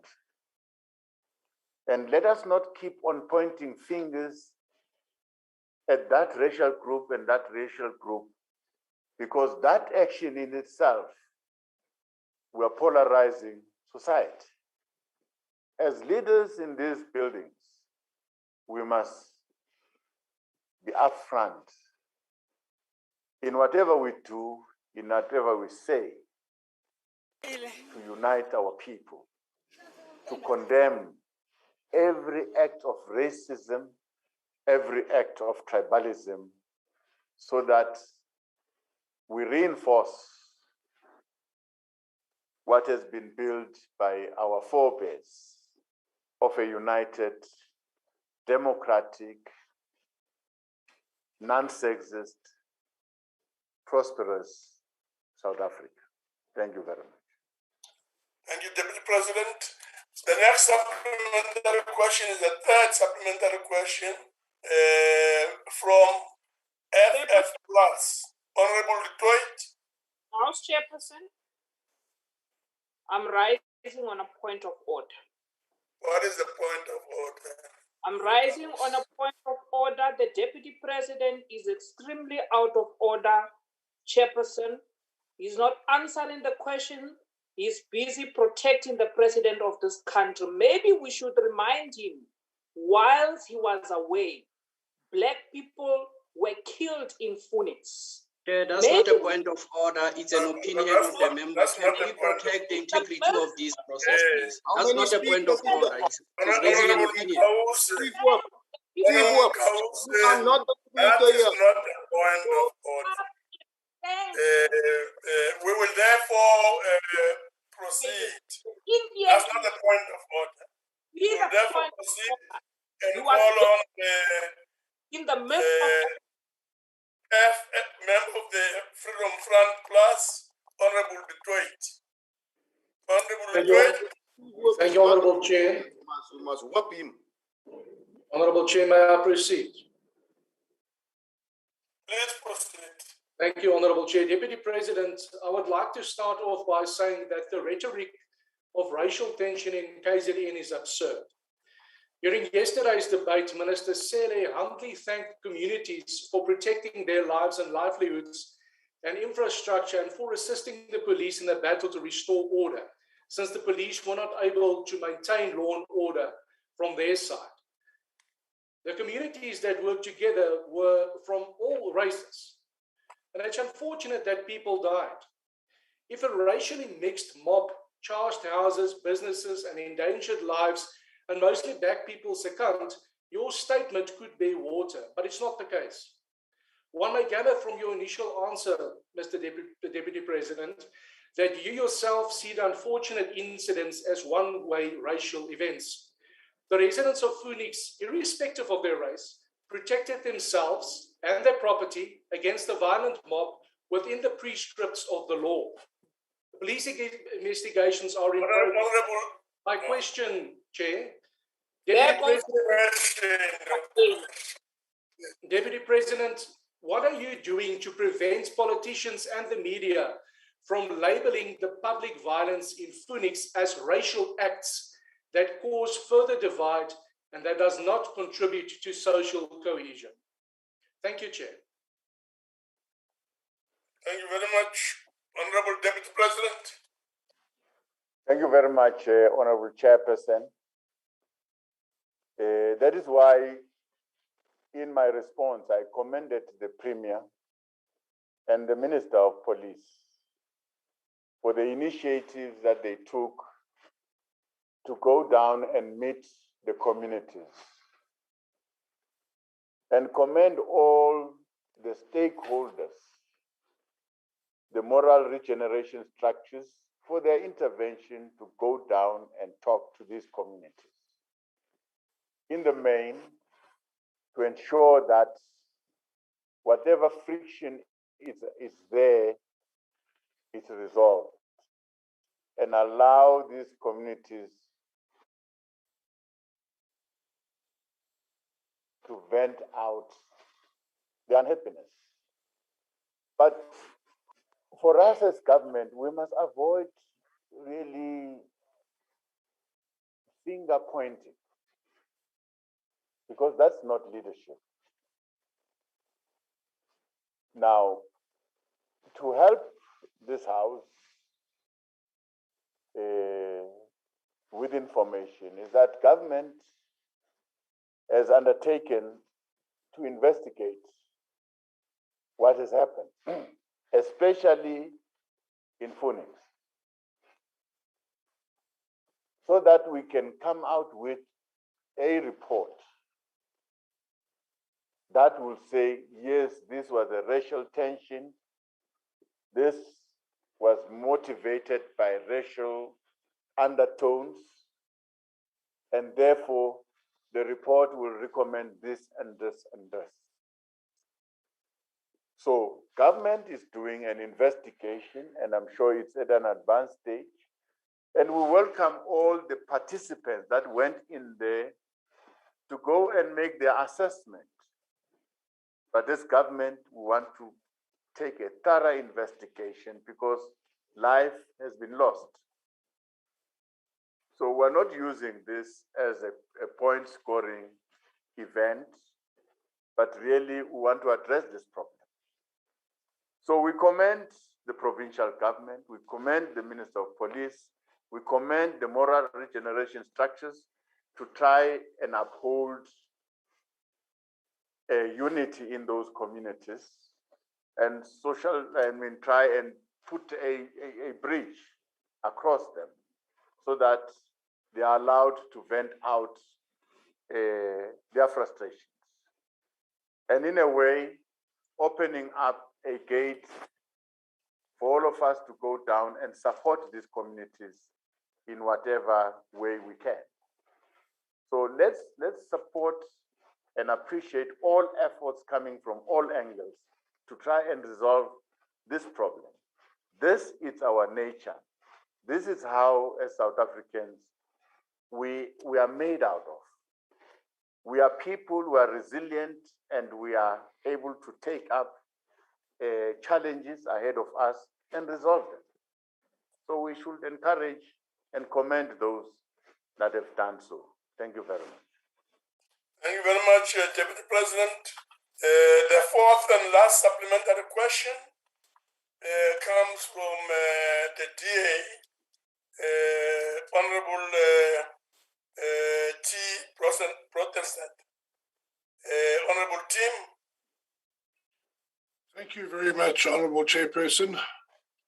Honourable Deputy President, it is on record that the leader of the DA was on the ground in KZN and Phoenix in particular, during and after the unrest. On the contrary, other senior political leaders were hiding underneath the skirts of their mothers or elsewhere, like Russia. After years of being left to their own devices, with pleas for government assistance to maintain the rule of law being ignored by all three spheres of government, the situation was allowed to spiral out of control. Government's lack of action over years, and especially during this last incident, makes government virtually and jointly responsible. Whilst the DA supports any investigation into unlawful deaths in KZN, it must be noted that the utter failure of ANC-led security services created the environment for this anarchy.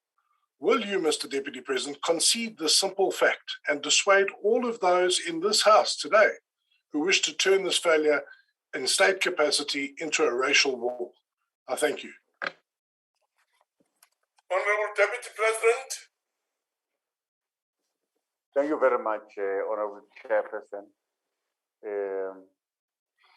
Yes, I want to dissuade all our colleagues in the House really not to label this as a racial war,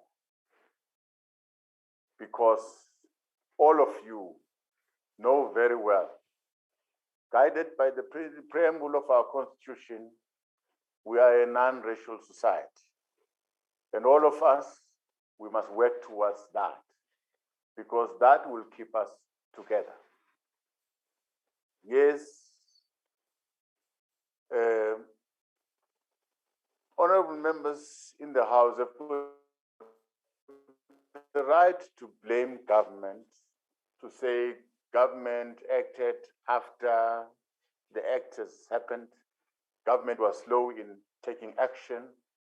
Yes, we take the blame as government because already an incident has happened and it has robbed us of life, it has robbed us of property and everything.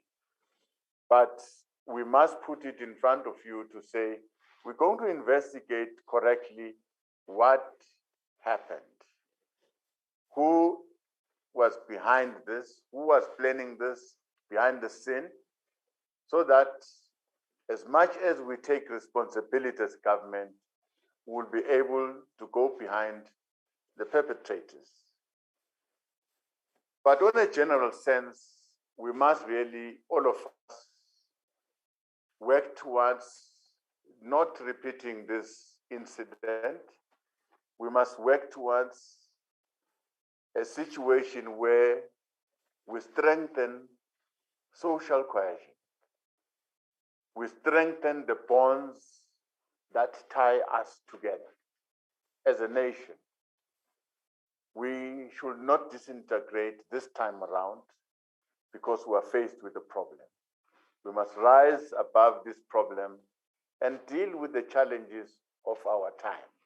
Thank you very much. Thank you very much, Deputy President. Honourable members, we have come to the end of our sitting, but I would like firstly to thank the Deputy President for availing himself to answer questions at the NCOP and to use the platform of the National Council of Provinces to address various matters that are of interest and are critical to the development of our own nation. So thank you very much, Deputy President. And having said that, that concludes the business of the day. And the House is... Thank you, Chair. Thank you very much, Chair. Thank you, Deputy President. Thank you, President. Don't leave. Thank you, Deputy President. Don't leave. Thank you. Deputy President. Don't leave, Deputy President.